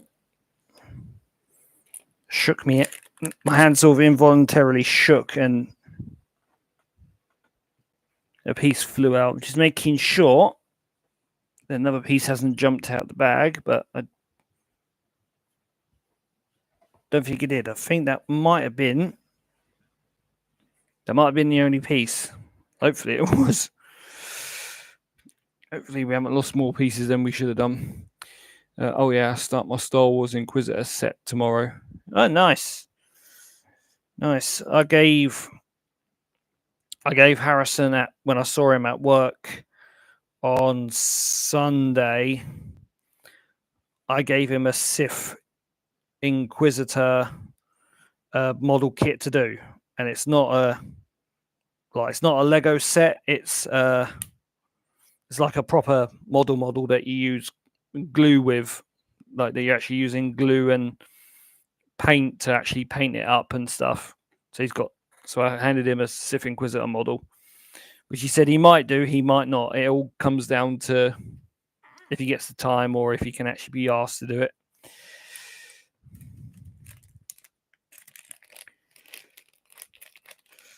Right. That one.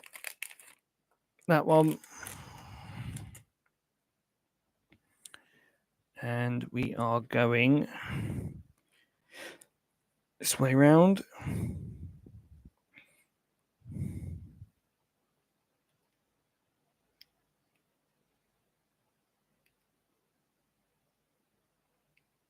When it wants to fit on.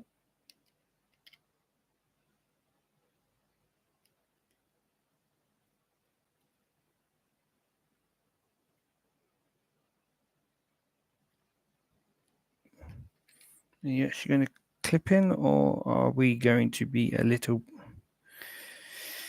pain in the bum? So this needs to go on the first three.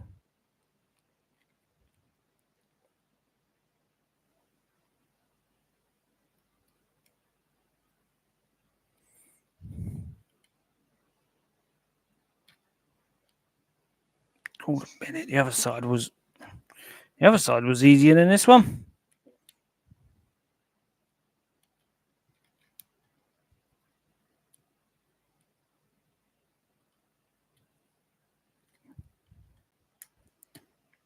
There we go. Just needed a little bit of encouragement.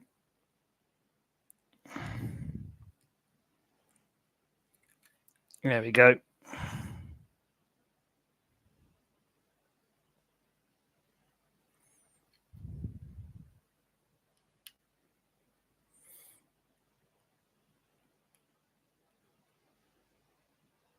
That was a little bit more annoying than it needed to be. Right.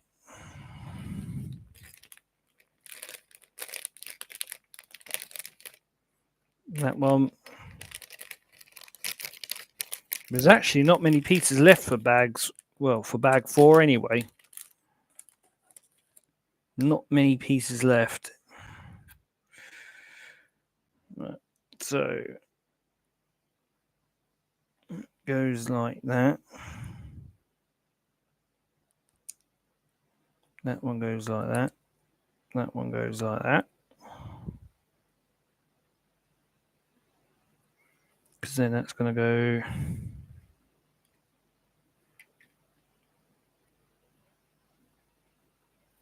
that way round. So that will go on like that. So what I might actually do is connect this on now.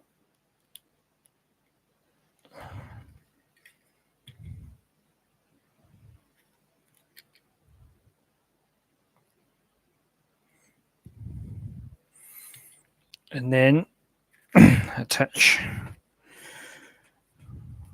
the stickers. Sticker number 717.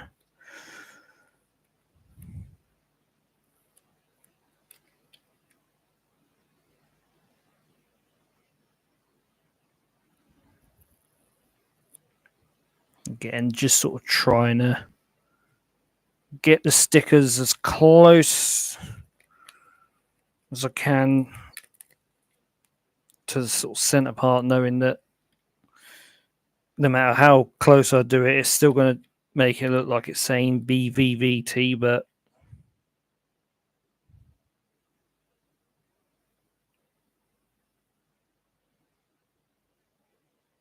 it is what it is, unfortunately.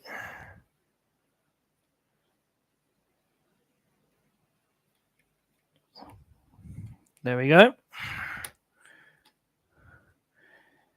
Fiddly bits. Yes, indeed. Fiddly bits. Fiddly dee, fiddly da. That is the right-hand side pod done. Now I've just got to do the sort of like the back end of the engine.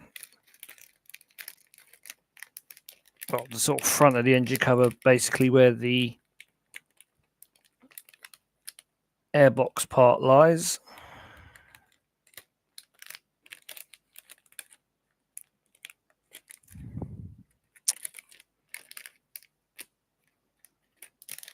Get in there. There we are. So I don't need you. I need you. So blue onto light blue.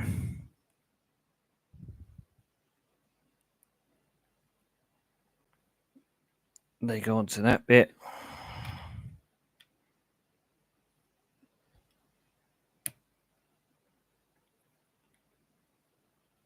That bit goes on there. And then it's time for the tiny sticker number 6 again. Essentially sticker 6 right.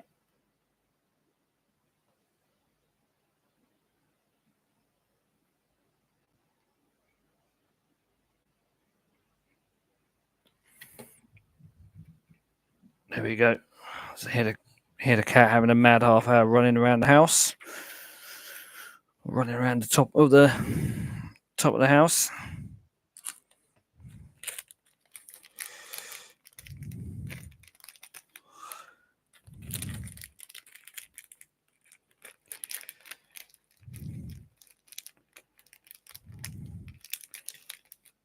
Turn her for a small cat. She's got some heavy feet on her.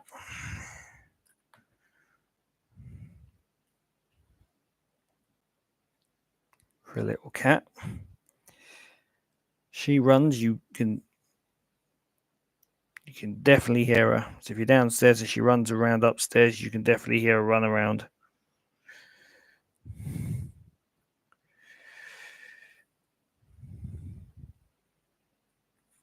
All right, so if we now do it that way.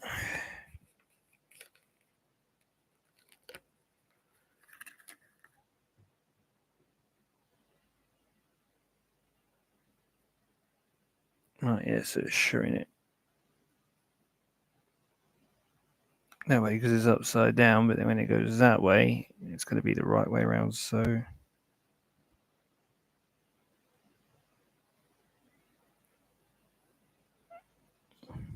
that one's there. Let's get the little fiddly Castrol sticker. Yeah, the tricky bit trying to get it to sort of line up sort of blue stripe there in order to get to line up the light blue stripe a bit further down.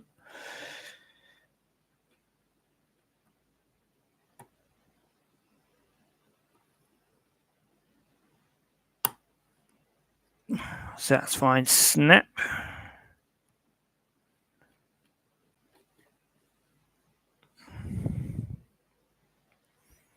There we go. So that's that side of the engine cover done.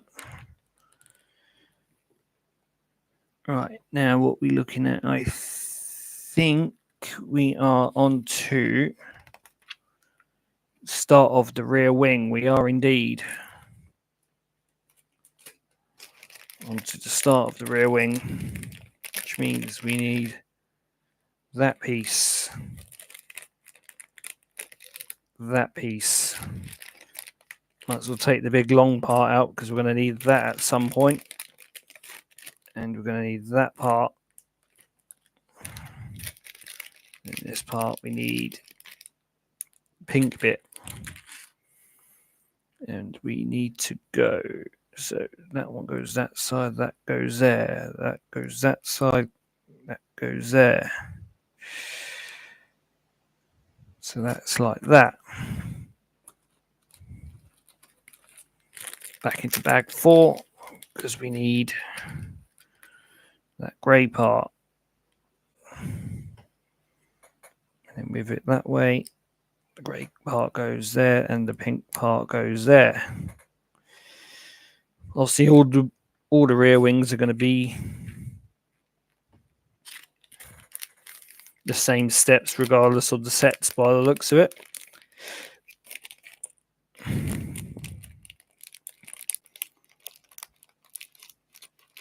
So these bits are going to be relatively quicker to do. He says as he's trying to find the one part trying to find the other part he needs. So we need that bit, and then step 58 is literally that one, and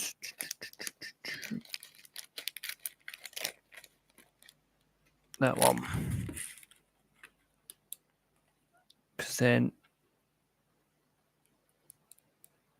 that one goes on there, that one goes on there, and then with pink side, so with the pink facing towards, that one goes on there, that one goes on there. So it's 57, 58 done. Step 59.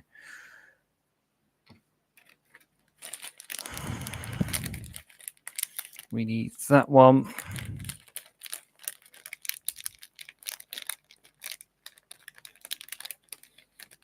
Twice because this will be rinse and repeating on that side. And then need like a weird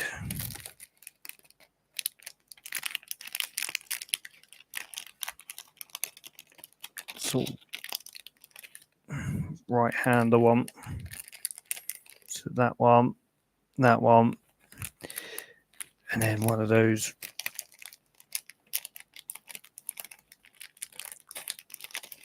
angle ones. There we go. Right, sticker number 1.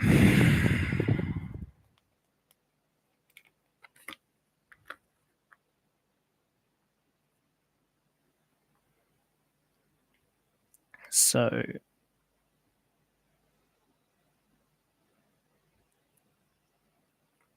Castrol logo on like that. Turn that up that way. This needs to go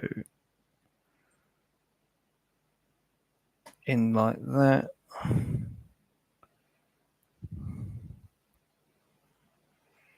So does that one. So they're both like that. And then that one goes on to go that way. And then pink side towards. Yes, pink side towards like that.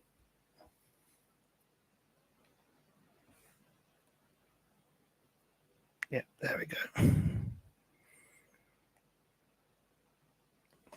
Throw me off a little bit, but we got there in the end. Looked like it wanted to be a complete different way, but no.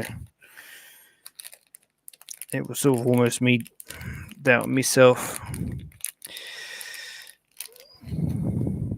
That one.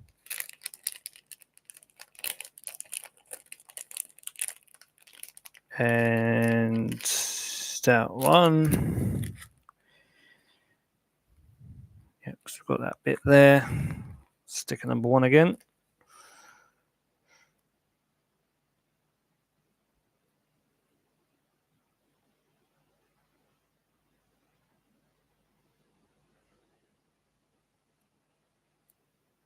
Castrol sticker like that.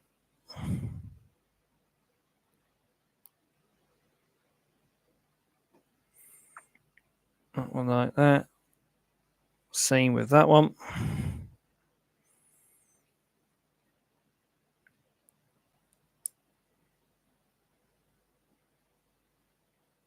That one goes on like that. Flip it over.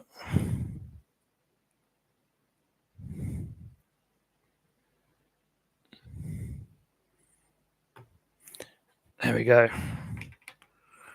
Part of the rear wing done. And now we need one of the grey circular bits. So that essentially acts as like the exhaust pipe. So that goes on that bit. And then 2 black studs with the stud for the rain light. So we've got the stud for the rain light.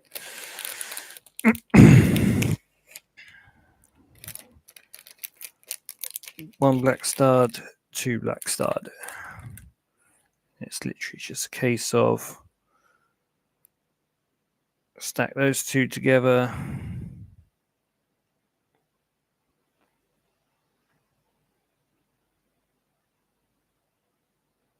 Snack all 3. Make sure it's all good. And then on we go. Make sure they're on as they should be.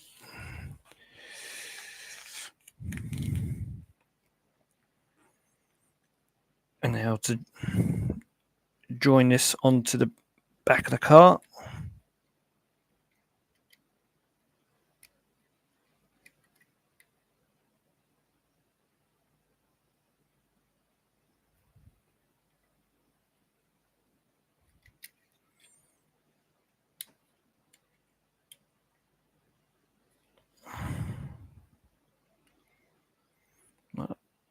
That's that bit. There it is. Last piece in bag number 4. So bag 4 is now officially empty.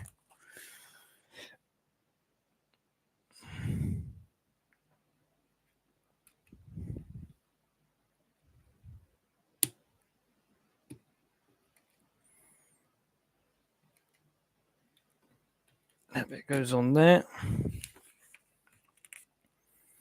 Now for the big bit.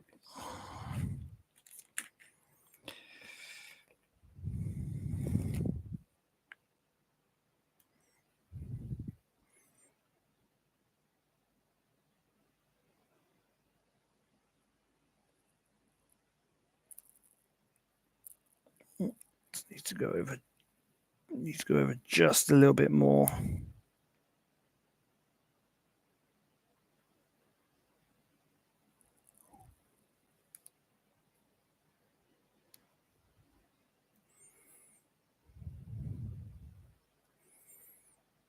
Hasn't gone as straight as I wanted to, but at least there's a BWT sticker where the W isn't split in half. Sticker number 2.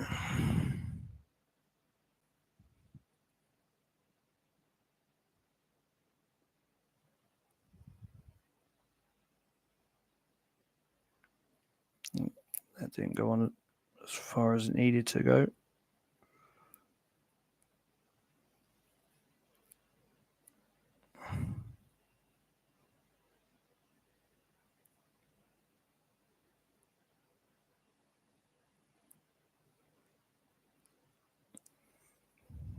Again, it's not on completely straight, but it's on as straight as I can get it anyway. There we are.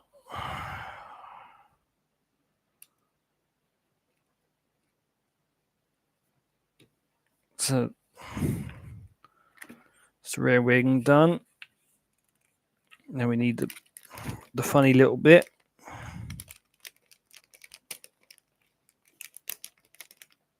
Which is to represent the DRS mechanism.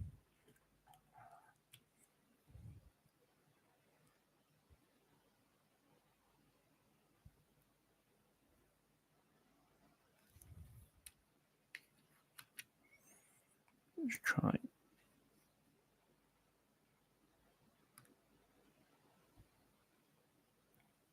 Try and get this bit on as straight as I can.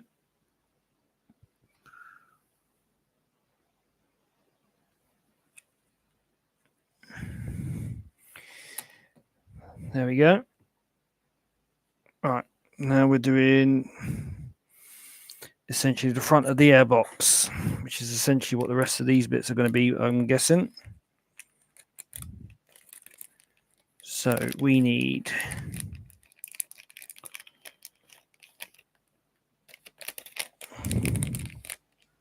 those two bits. We also need one of those.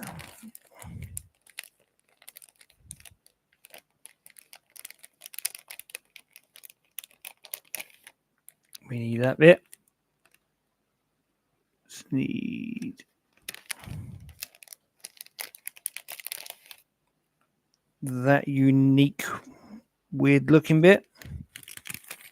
And the dreaded half moon piece. The dreaded fiddly little semicircle. Right.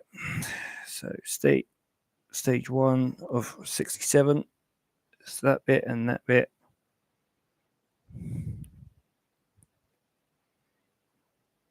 Need to go together. Super duper. And then from there, this very weird piece goes onto there. Step 3. Semicircle goes on top of weird piece.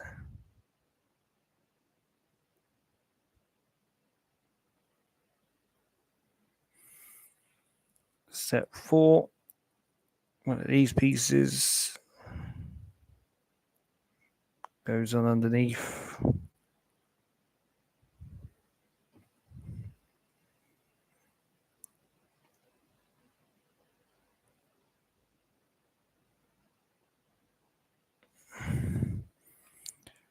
Make sure that these are on straight as possible. And then on that bit there, that one is to go on there.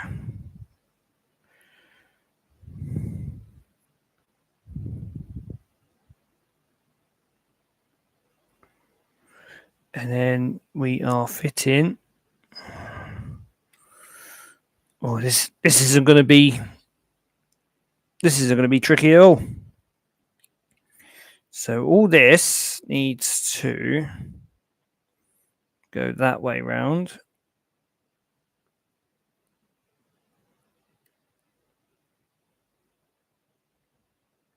It needs to fit in there. Oh, that was a satisfying snap.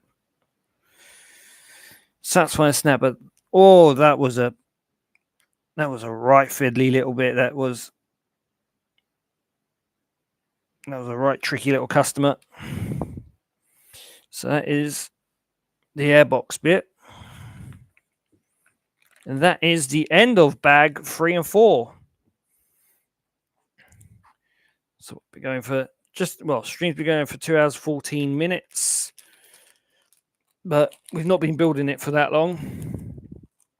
So we take off a part where I waffled on a bit. Probably been building for about an hour and 50. About an hour and 50 minutes. We've been. Let's have some more of me calcium.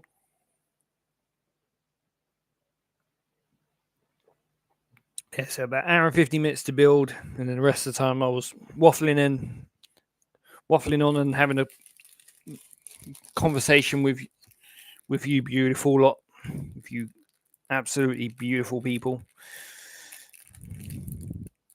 So let's get bag 5 opened, get the final bag open, bag number 6.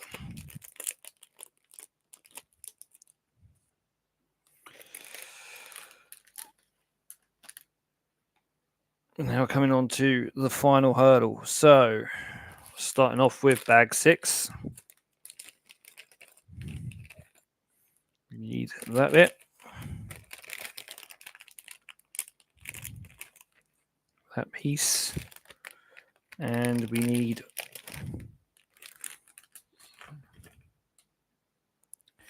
one of these. So we want to do that bit in there. And that bit in there.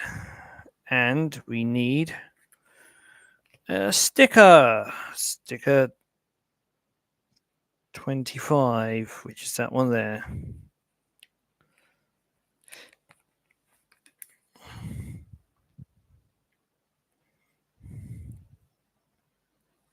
We are going on this way round.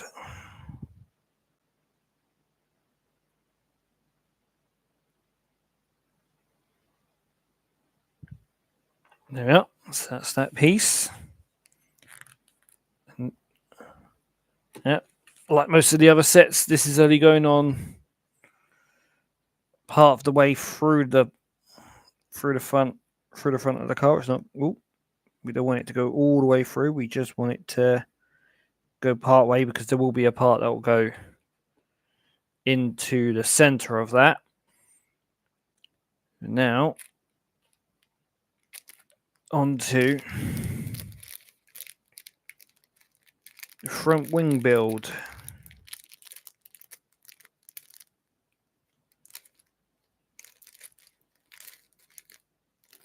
And I don't think the part I need's in there. So we need a 4 stud and a 2. So there's the 4 stud. And then we need the 2, the axle hole in the center of it. There it is.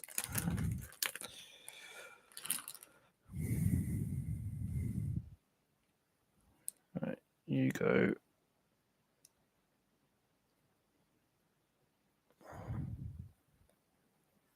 You go on there, that's it. Then we need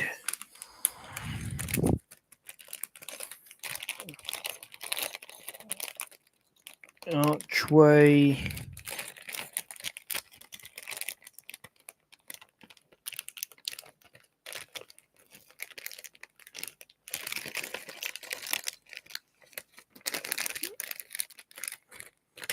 Which is that bit there. What I'm going to do is I'm going to take the tyres out, because they're just going to get a little, well, they're just going to be a little bit of an inconvenience and just get in the way. So we've got medium tyres for this Alpine. The yellow walled tyres.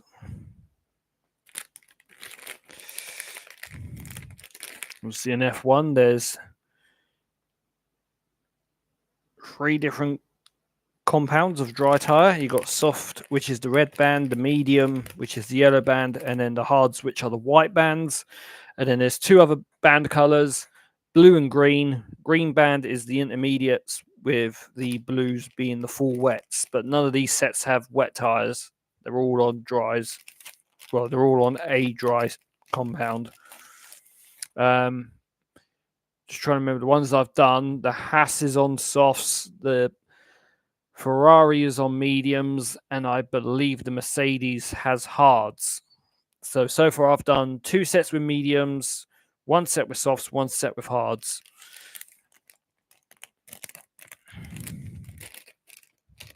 From the ones that I've, if I remember that correctly, from the ones we've done. So we want to do that one there. We want to do that one on there. How many people got watching? 4 people. 4 people still watching in, still tuned in.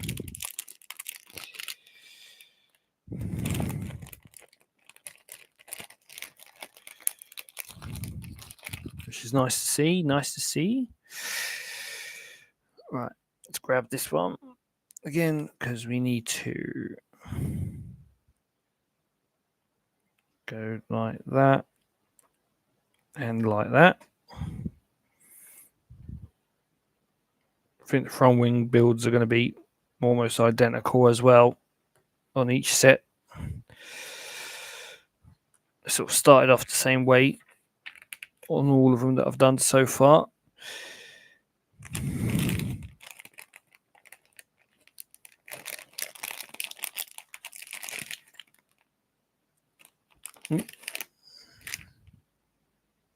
No, we don't need that bit yet. Let's pop that there. Do we need that long bit? No. I'll pop it aside because we're going to need it eventually. Same with that bit.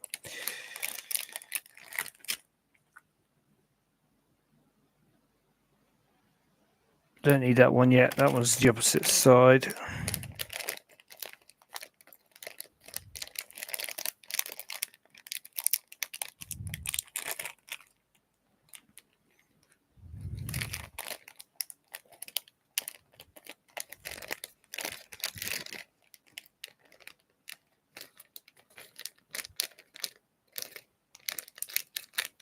Come on, come out wherever you are.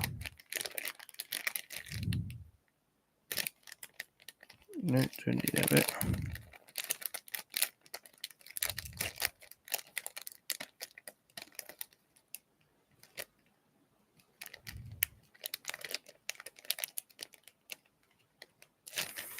Right, you're not in there.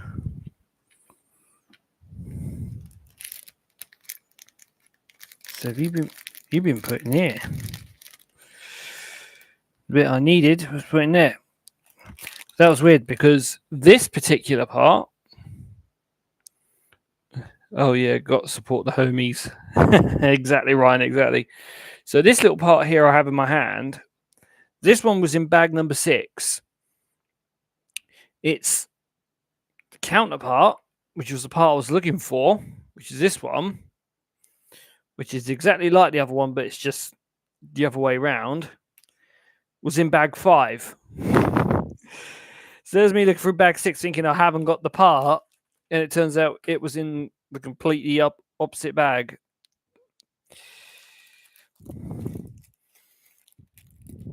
That is not off-putting at all. Not at all. I mean, do we need the other bit? I think it's saying we do need the other bit. Yeah, it's saying we need the other bit anyway.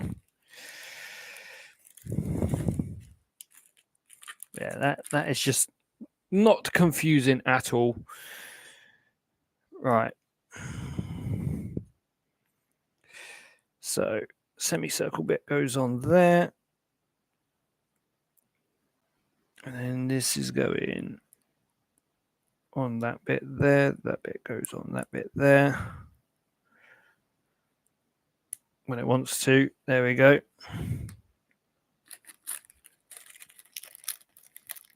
God, what is it with all these little semicircle bits?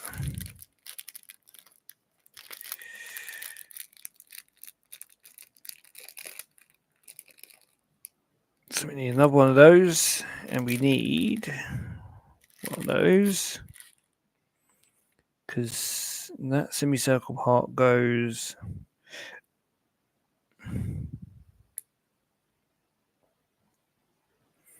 up there. This black bit goes on top of that little pink stud.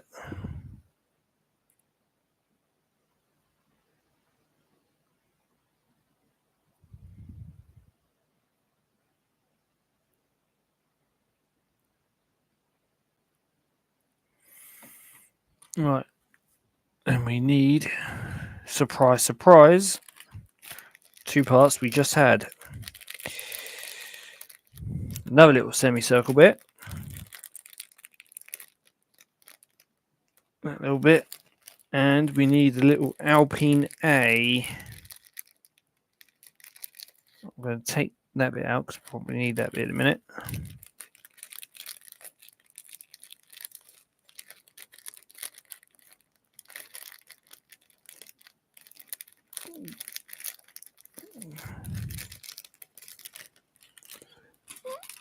It's not in that bit, is it? No, it's not in that bit. Where's... Aha, there it is. It merged itself into all the other little black bits, and I couldn't find the... I was trying to see like the little shimmer of hope that I'd see the tiny little A that I need, but it didn't want to show itself.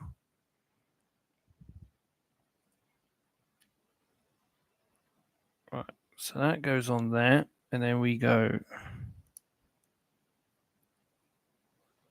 semicircle piece.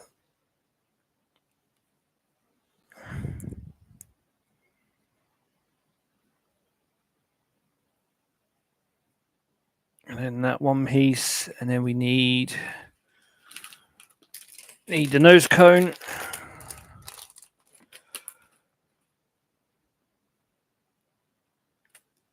Do we need any other bit? No, we don't.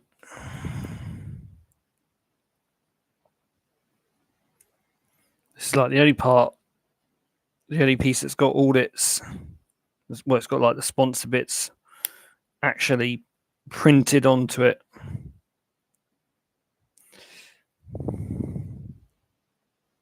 Well, they had printed on, and the A with the A524.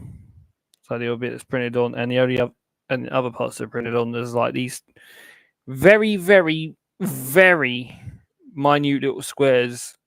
I said my webcam quality is absolutely dog shit, and I do apologize, but you can just make out the little white area on the piece where they've actually printed on one of the sponsors.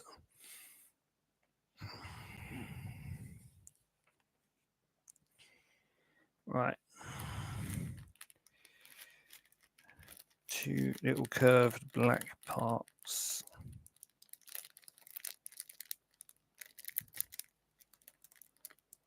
It's not those ones. Are they in there? I believe they are in bag number 6.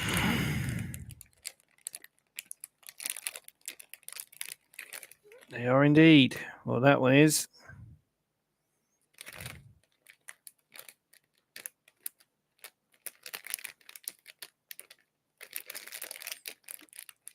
Oh, by George. They were both in the same bag. Hallelujah.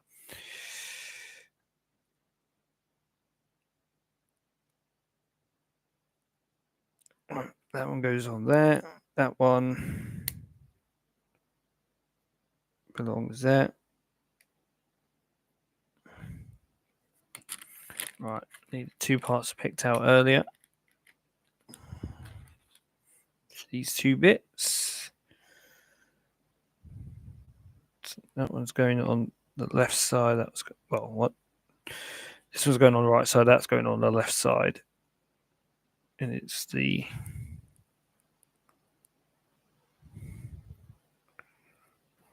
It's that one that goes like that.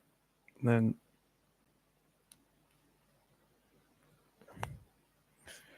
no, why are you trying to jump off? You're in your place.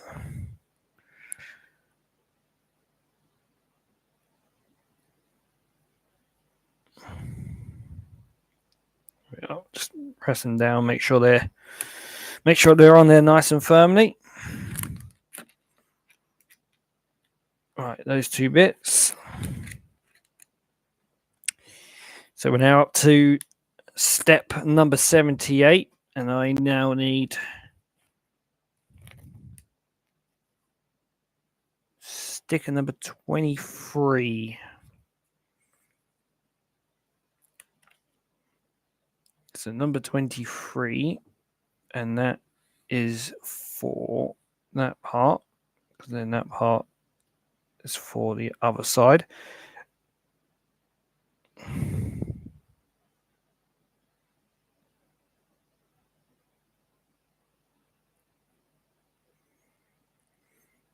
So that goes on that side, and then this attaches like that. And then sticker number 26. Get that one peeled off.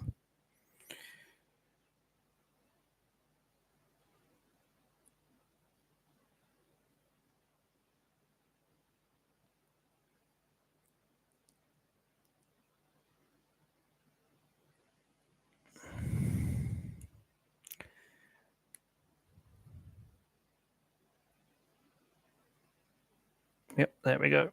It's on that side. 23, 26. All right, so we need one of those little bits. We also need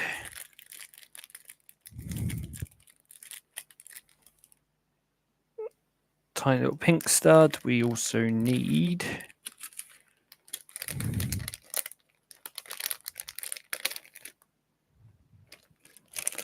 that, and we need apparently so I'll take that other one out because we need that.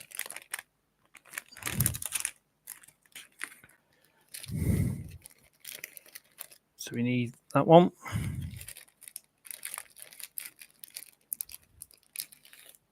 Little MT bit. Well, the MNTN bit. Pink bit and that bit because that's going to be for the other side. Right, okay, so we want to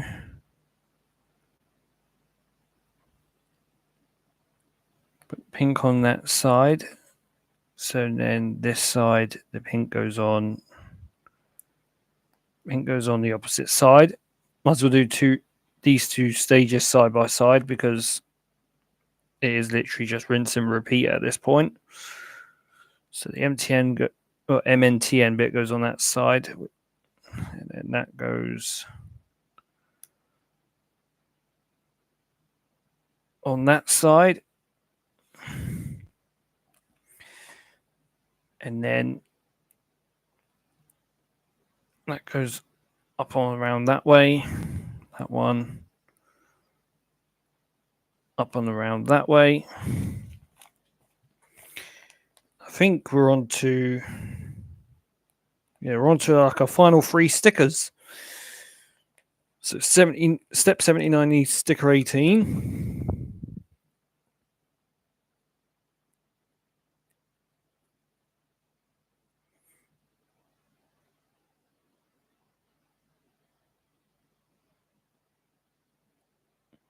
The tiniest of Microsoft stickers.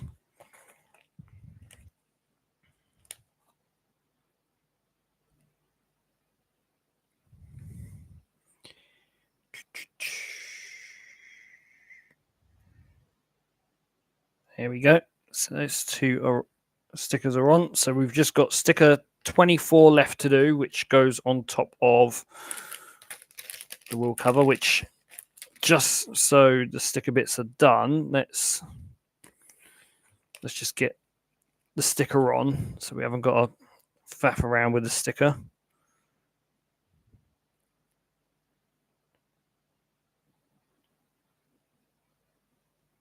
Because this one, yeah, it goes on that way, so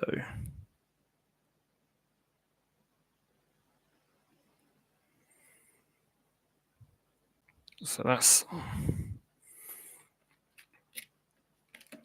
that, not wheel cover, but like the little wheel arch. So that's that bit on.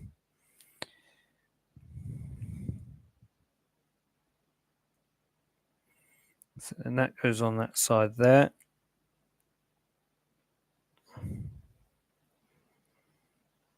That goes on that side there. So pretty much step 79 and 80 done in one go. So step 81, we need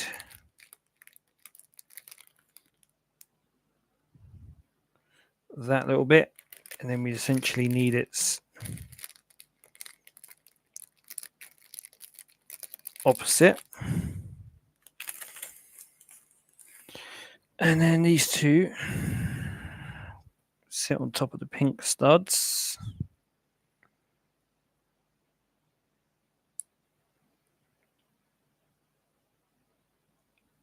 That's it. So that one goes on there. That one goes on there. And then this attaches to the front, and then we can thread through the red axle.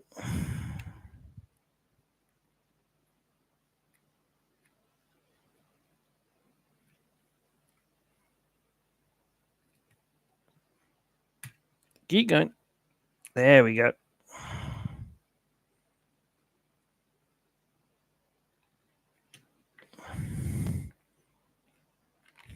It's getting closer and closer to being a complete car.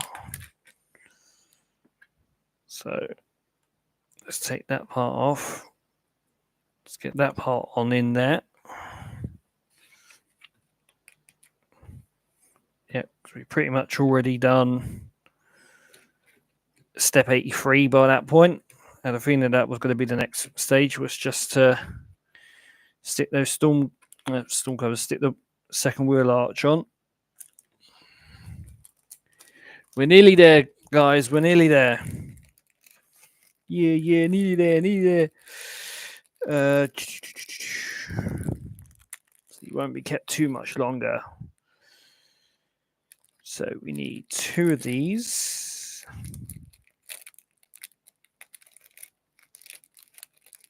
When I can find another one of them. There we go. We also need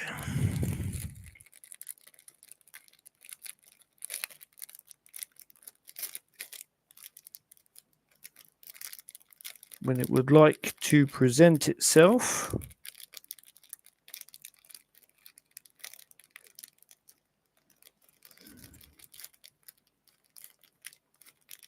We need a little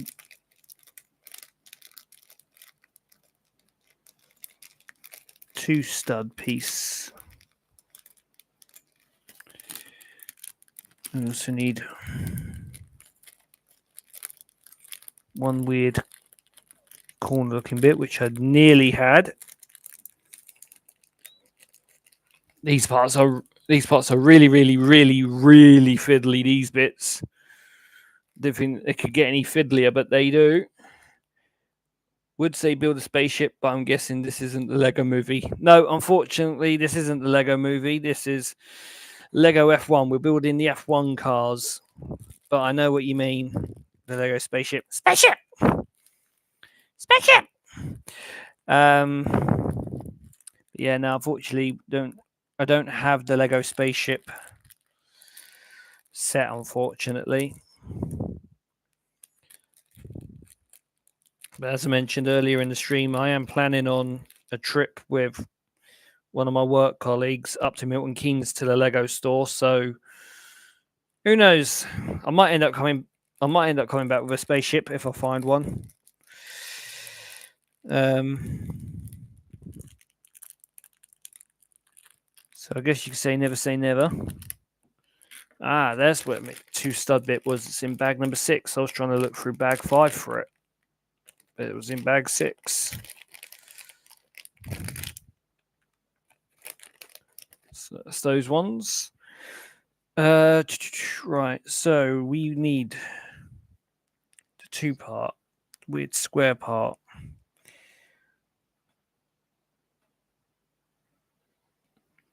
Let's go like that, and then that one onto there.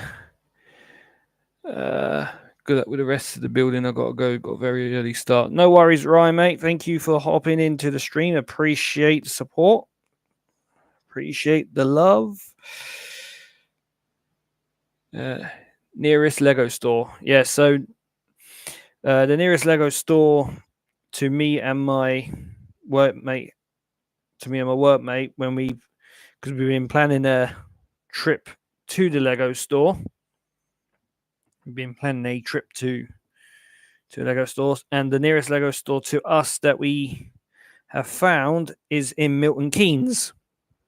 Is the nearest one to Lowestoft. Obviously, of course, there is the one that's in London, but yeah, my mate doesn't want to drive down to London, which I can understand that. I can totally understand wanting to avoid London, all its congestion charge zones and everything bloody else. So yeah, I totally understand where he's coming from on that, in wanting to avoid London. But we have said that should we go to the Milton Keynes one and they don't have what we're looking for or what we're after, then potentially it may be a case of having to go to the London one. But obviously he'll park outside of London, probably like Newbury Park, and then we'll go in by underground to get to the Lego store in London. I'm trying to figure out where it is. I think is it Leicester Square? The one in London? I think it's Leicester Square.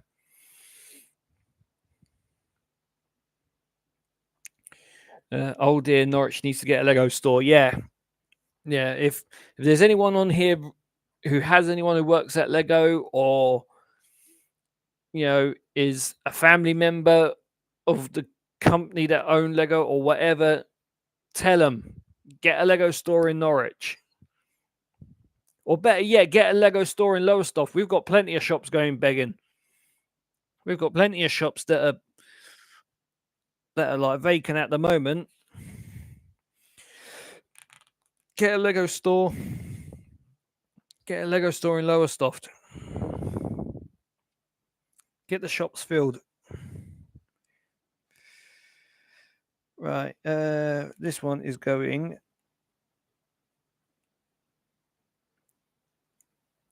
on there. And now I'm literally needing to copy and paste for the other side. So I need those two little bits. And I'm going to need that one. I'm going to need that one. No worries. Good night. Good night, mate. Take care. When I came down, so many abandoned shops. Yeah. Safe to say, it's not got any. It hasn't gotten any better since you were last down. Although since you were last down, we now have a JD Sports, where the old Palmer's department store used to be. Yeah, there's that. Try to think what else. No, I think that's pretty much it. Like, I think like the newest store we've had is quite literally a JD Sports. It's like the newest store we've had.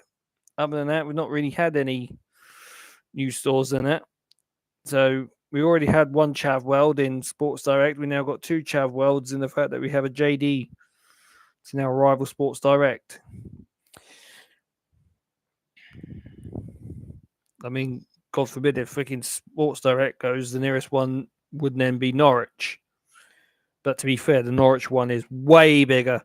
Even though it's not its own store in Norwich anymore, it's now been incorporated into the old House of Fraser store that's in Norwich. But there's like 2 floors, two free floors that are dedicated to just Sports Direct. And then you've got like the obligatory little sort of game area in Norwich. But the one in Norwich is actually pretty cool because it's got the what's it called? It's got like a proper sort of PC gaming area. inside it where you can actually hire out like gaming PCs to like play on for a few hours, which is pretty cool, I guess, especially if you don't own your own like gaming computer. But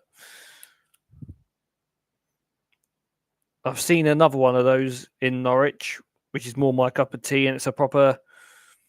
It's like a like you rent a gaming PC out. Like you go in there and you play on the gaming PC, but it's set up specifically for online. Well, I say specifically for online racing, but it's set up specifically for racing.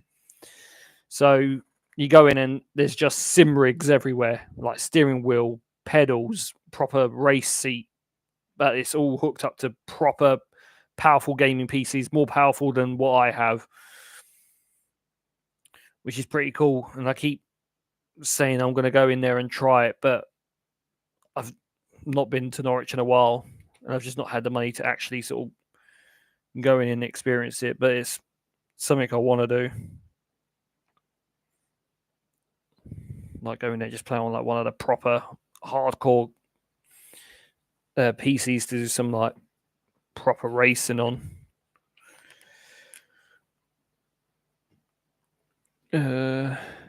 Anything in where Wilco's was? No.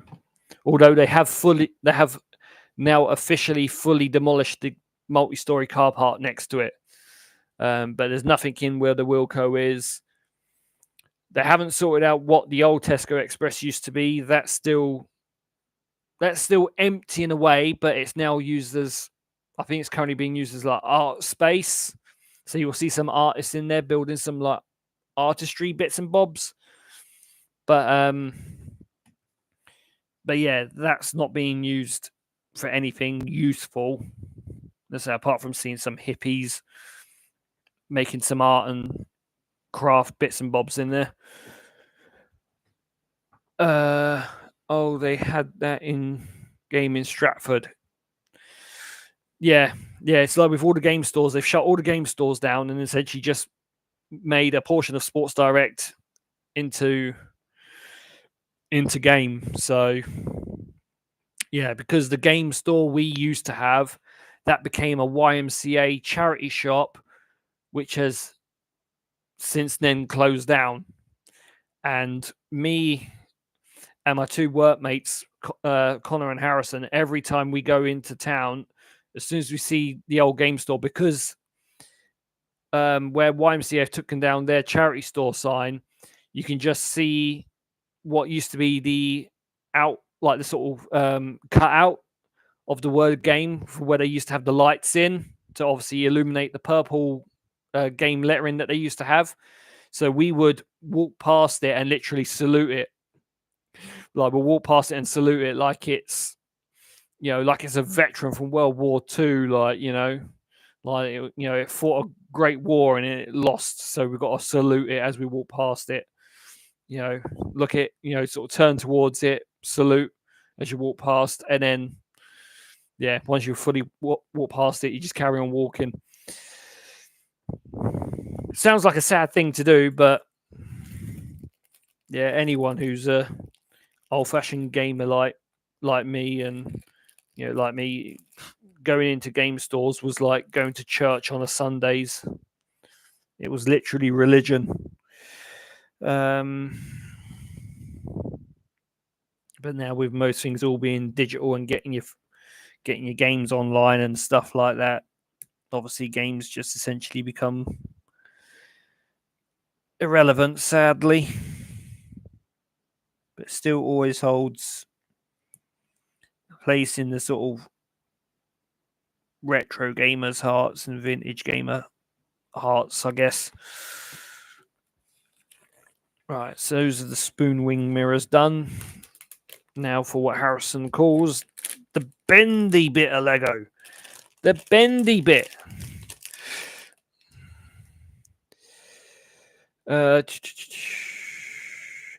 Wounded soldier of the days of past. Yes, exactly. Exactly. Yeah, unfortunately, game is just not what it used to be. She ain't what she used to be. Ain't what she used to be. Ain't what she used to be. What TV program is that from? Ain't what she used to be. Ain't what she used to be. I think that's Simpsons. The scene. I think it's like the scene of like one of the old guys in the retirement home. I think it is. Ain't what she used to be. Ain't what she used to be. Right. That goes in there with a satisfying click. Right, bend this over without trying to take out half of the other set or take out half of what I've already built.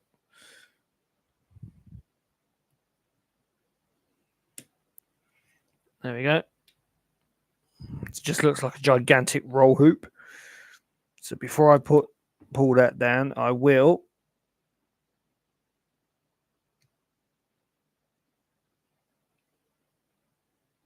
get the driver in because I know what's coming up next. It'll be that onto there, and then that will clip down in there. So done 88, done 89. So as soon as I knew we were doing the halo, I was like, right, I know exactly what part is coming up next. So just did it because I'm already well rehearsed.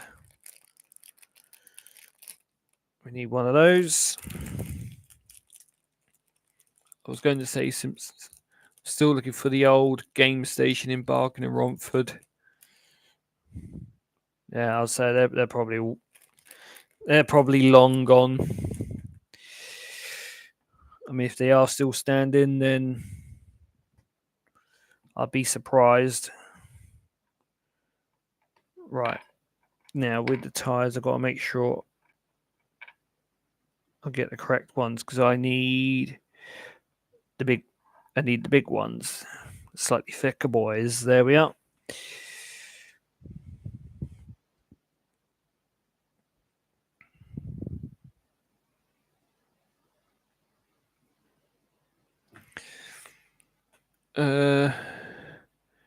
Oh no, they're gone, but I know where they stood. Ah, okay. You're gonna do what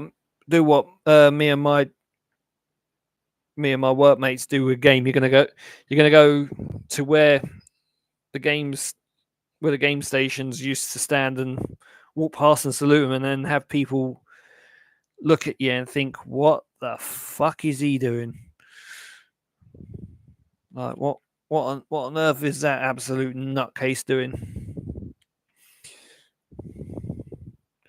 Go walk past the old game stations, just salute them. Yeah, have to play that song. Thanks for the memories.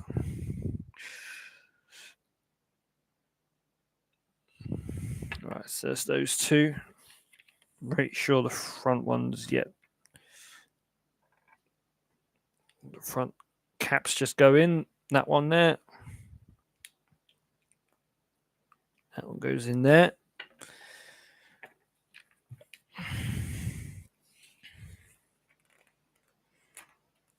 Yeah, and then we're on to the final stage. So stage 90. It's just essentially stick the rear wheels on. Stage 91.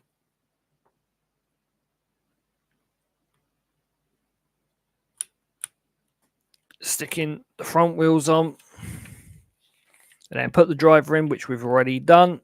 And we are there. So that is set number 4 of 10 done. 4 of 10. So that is the Ferrari done, the Mercedes, the Haas, and now the Alpine.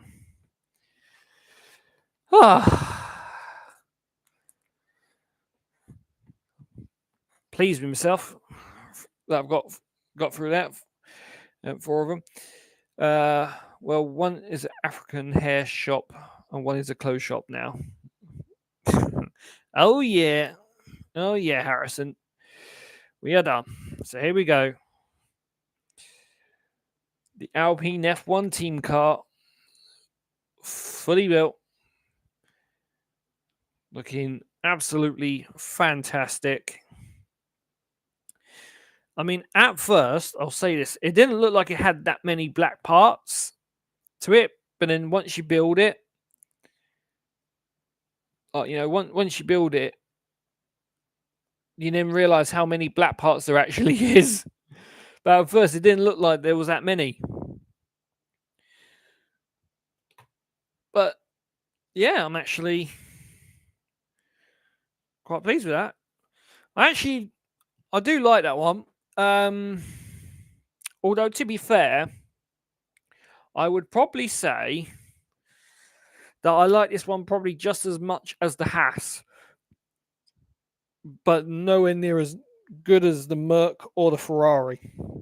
Now, that's not me being biased that, I'm just saying I prefer the Ferrari more than these just because I'm a Ferrari fanboy. That's not the case. The Ferrari one's just nice because it's red with black. You know, you got two colors pretty much sort of going on.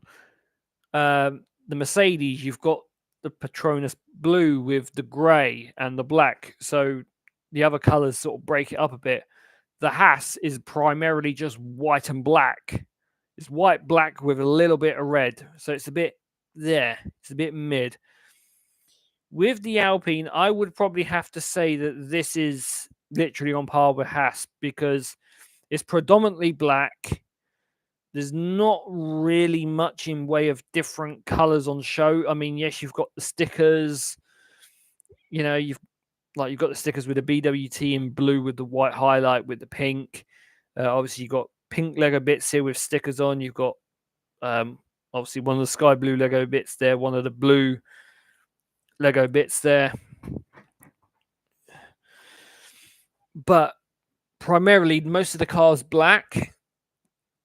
So it sort of brings it down. Like I said, at some point, I think I'll wait until I've done all 10 sets. I'll wait until I've built all 10. But I think I will do like a ranking of all of them to actually rate my most favorite of the Speed Champion sets and what's like the one that I feel is the worst one. But yeah, I mean, it's cruel. Like I said, it'd be cruel for me to say, "Oh, this is the worst one now," when I've still got on the if I just move this empty box out of the way, I'll just pop it on the floor for now. I've obviously got 5 other sets to go through. Let's just move the Alpine out of the way. Actually, yeah, let's just move the Alpine over out the back at the moment. I can bring into shot the ones that we still have to do. So these are the ones I've still got to do. Obviously, we've got Racing Bulls, Red Bull, Williams, Aston Martin, and then McLaren. So we've got 5 sets left to do. 6 if you include the Kick Sauber F1 car, which is the one set I don't have yet. That's one of the sets I'm actively still looking for. So yeah, it'd be cruel for me to say that the Alpine one's the worst one because who knows? This could be worse than that one. That one could be worse, or that one, or that one, or that one, or even the Sauber one. So yeah, I mean, at the moment, it's on par with the Haas. It's nice. I just feel like it could have done with a bit more color. Obviously, I'm not saying that that's Lego's fault because at the end of the day, these cars are based. Well, yeah, these Lego sets are based on last season's cars, not this season's cars. So they're based on the 2024 F1 cars. And to be fair, most of the teams didn't really bother much with paint on the cars, particularly Alpine and Haas. Most of their car, most of their car was pretty much carbon fiber, with just paint for like little accent areas. So yeah, Lego can't be faulted for making the cars predominantly black because they're literally going off of what the cars were last year. So yeah, if Alpine actually took time to paint the car like they had the past few seasons, where the cars have been really nicely coloured with paint, then it'll look better. But yeah, I mean it's okay. It's all right. It's not terrible. It's not terrible, but then it's not absolutely like, oh my god, it actually looks fantastic, because sometimes the pictures on boxes and stuff can be a little bit misleading. So it may look great on the box, but then it may turn out to actually not be as good in person. But it's actually like, if looking at this in person, it doesn't look too bad.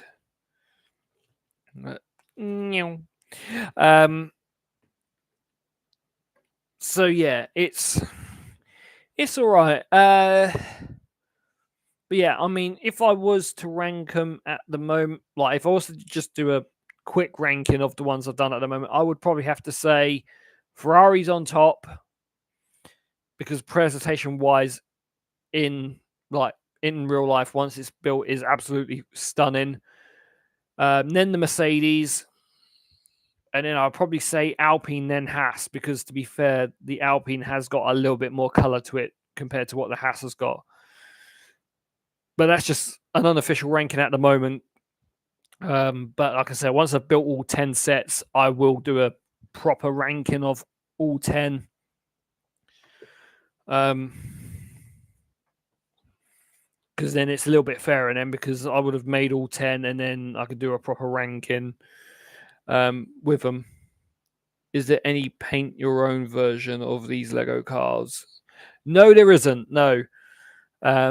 All these are literally just as they are. They have some parts that are like already got like the color bits printed on. So like on the nose cone bit here, this wasn't a sticker. This was all like printed onto the actual Lego piece itself.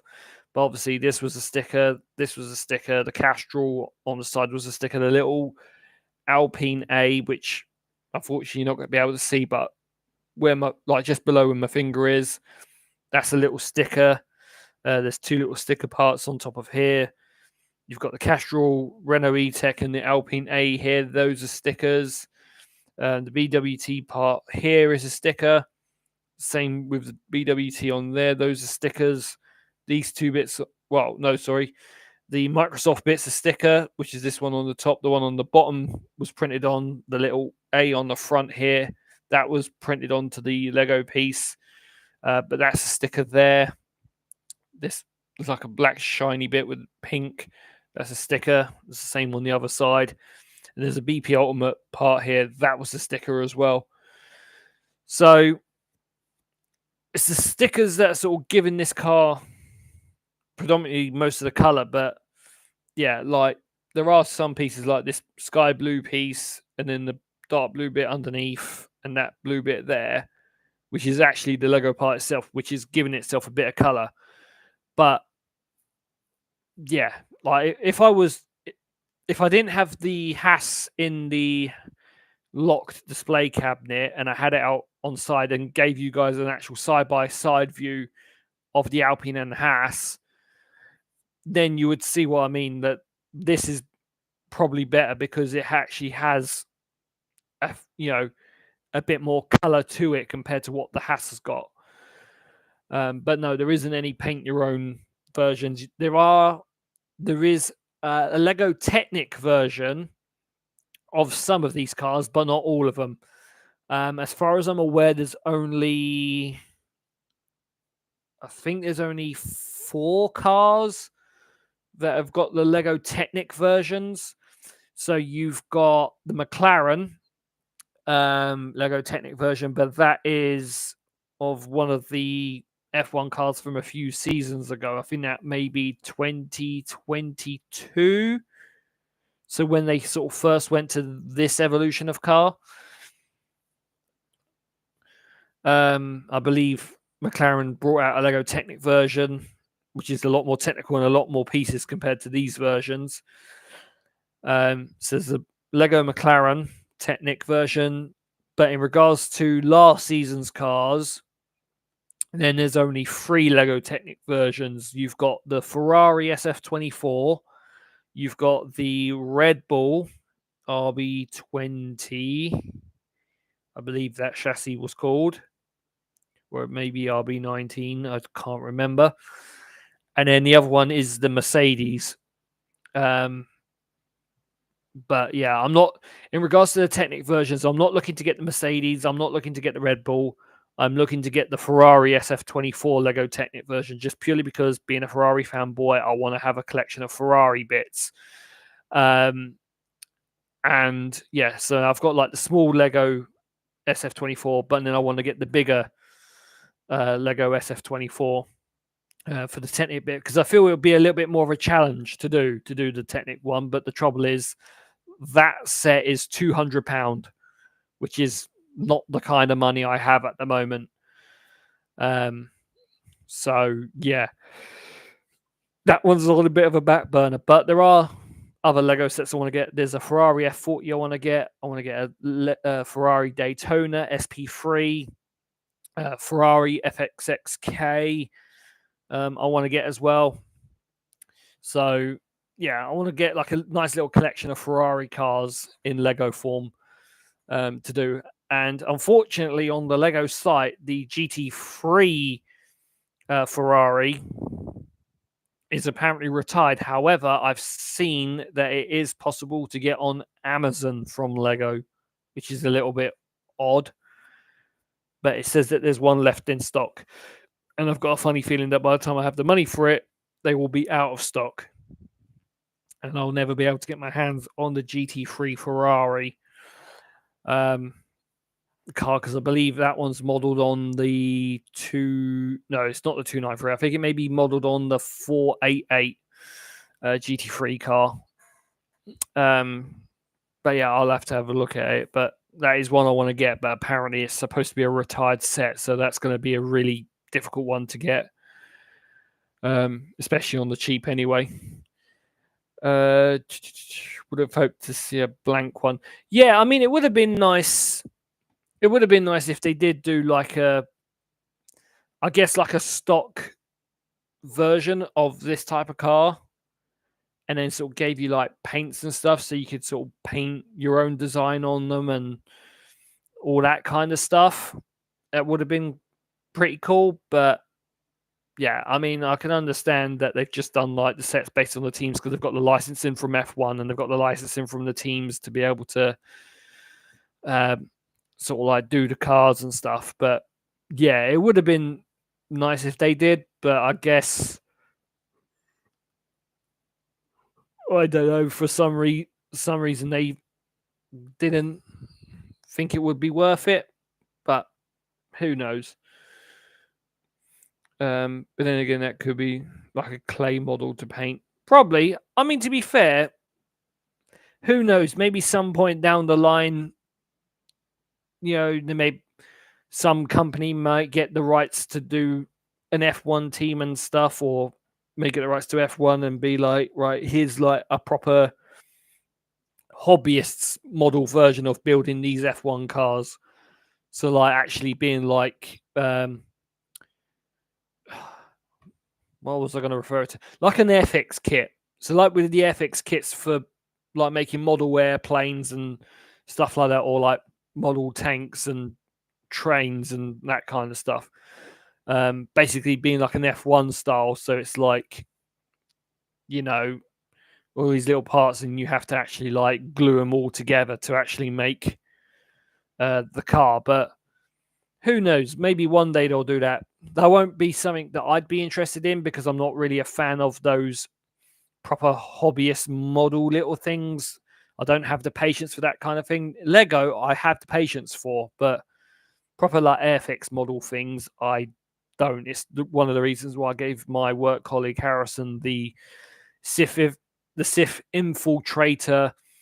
I think it's Ravesburger model that I had, because it's just been sat in the cupboard for ages, because I knew I was never ever going to actually build the model. And I said to him, "Do you want it?" And he was like, "Yeah, I'll take it." So I gave it to him at work on Sunday. He says he may not ever build it himself, but he'll take it, and maybe one day he will build it. So yeah, but it's out of my hands. It's that model is now someone else's problem. It's not my problem. It's someone else's. But yeah, I mean, that is pretty much going to be it, guys. But yeah, set number 4 of 10 done. Obviously, 5 more on the table left to go. Who knows? I may be down to 3 sets before I eventually get the final set, which is Sauber, to take me back up to 4 to do. But we'll see. I'm not sort of looking at doing these lives every single day, or doing these like once a week or anything like that. These are pretty much going to be sporadic as and when, or if I get really bored and I think like, oh, do you know what? I'll do a Lego build. And the reaction to doing them on stream seems to be really positive and really good so far. So thank you everyone for that. Because originally I wasn't going to stream doing the Lego builds, because I didn't stream when I built the Ferrari or the Mercedes. But since I built the Haas on stream, people seem to like it. So I thought, yeah, why not? So did the Alpine, and I'll do the rest of the sets I have here. And then when I do get the Sauber, I'll stream that one as well. But yeah, ideally, I'm sort of trying to hold back on actually building these, because I want the display case that I've bought to put them in to arrive first, because then I've got somewhere to store them. Because at the moment, I don't really have room to put them. It may be a case of this Alpine temporarily gets stored on top of my Millennium Falcon in the display cabinet, just as a temporary home until that display case turns up, because that's where the hat is in the display case on top of the vinyl Funko Pop. But it still irritates me that the wife's got the Mercedes out on show on top of the speakers in the living room, which means it's out exposed to dust, and that's bugging me. That's really bugging me. So at least before that goes into the acrylic display case, that is getting a thorough dusting to make sure that there's no dust that takes into that case. But yeah, anyway, guys, that is it. Thank you very much for watching. 3 hours and 13 minutes in. This total build probably took just a little over a couple of hours. And then the rest of it's been me waffling on and just, yeah, a load of waffle, a load of twaddle. But yeah, I appreciate you guys tuning in. Thank you to everyone for the support. Obviously, if you're not subscribed around here, be sure to subscribe. If you're new, obviously, make sure you hit the notifications so you'll be notified when the next live does come round. Because like I said, they're not going to be scheduled. Obviously, you'll be notified when the vlog videos do pop out. Don't know when the first one will be yet, but hopefully it won't be too much longer, because I promised quite a few weeks, about a month or so ago now, that I was going to do one. But it's just some things are holding me back to be able to do that. So my own mode of transport plus money and stuff like that. But as Harrison said earlier on in the chat, maybe when we do the trip to Milton Keynes for the Lego store, we'll make that a vlog, or make a vlog out of that. But we'll see. We'll see what happens. But anyway, guys, I'm gonna stop waffling. Let you guys get to sleep, or have your dinner, or do whatever else you want to do. But yeah, appreciate everyone, and I will see you all in the next one. Take care. Bye bye for now.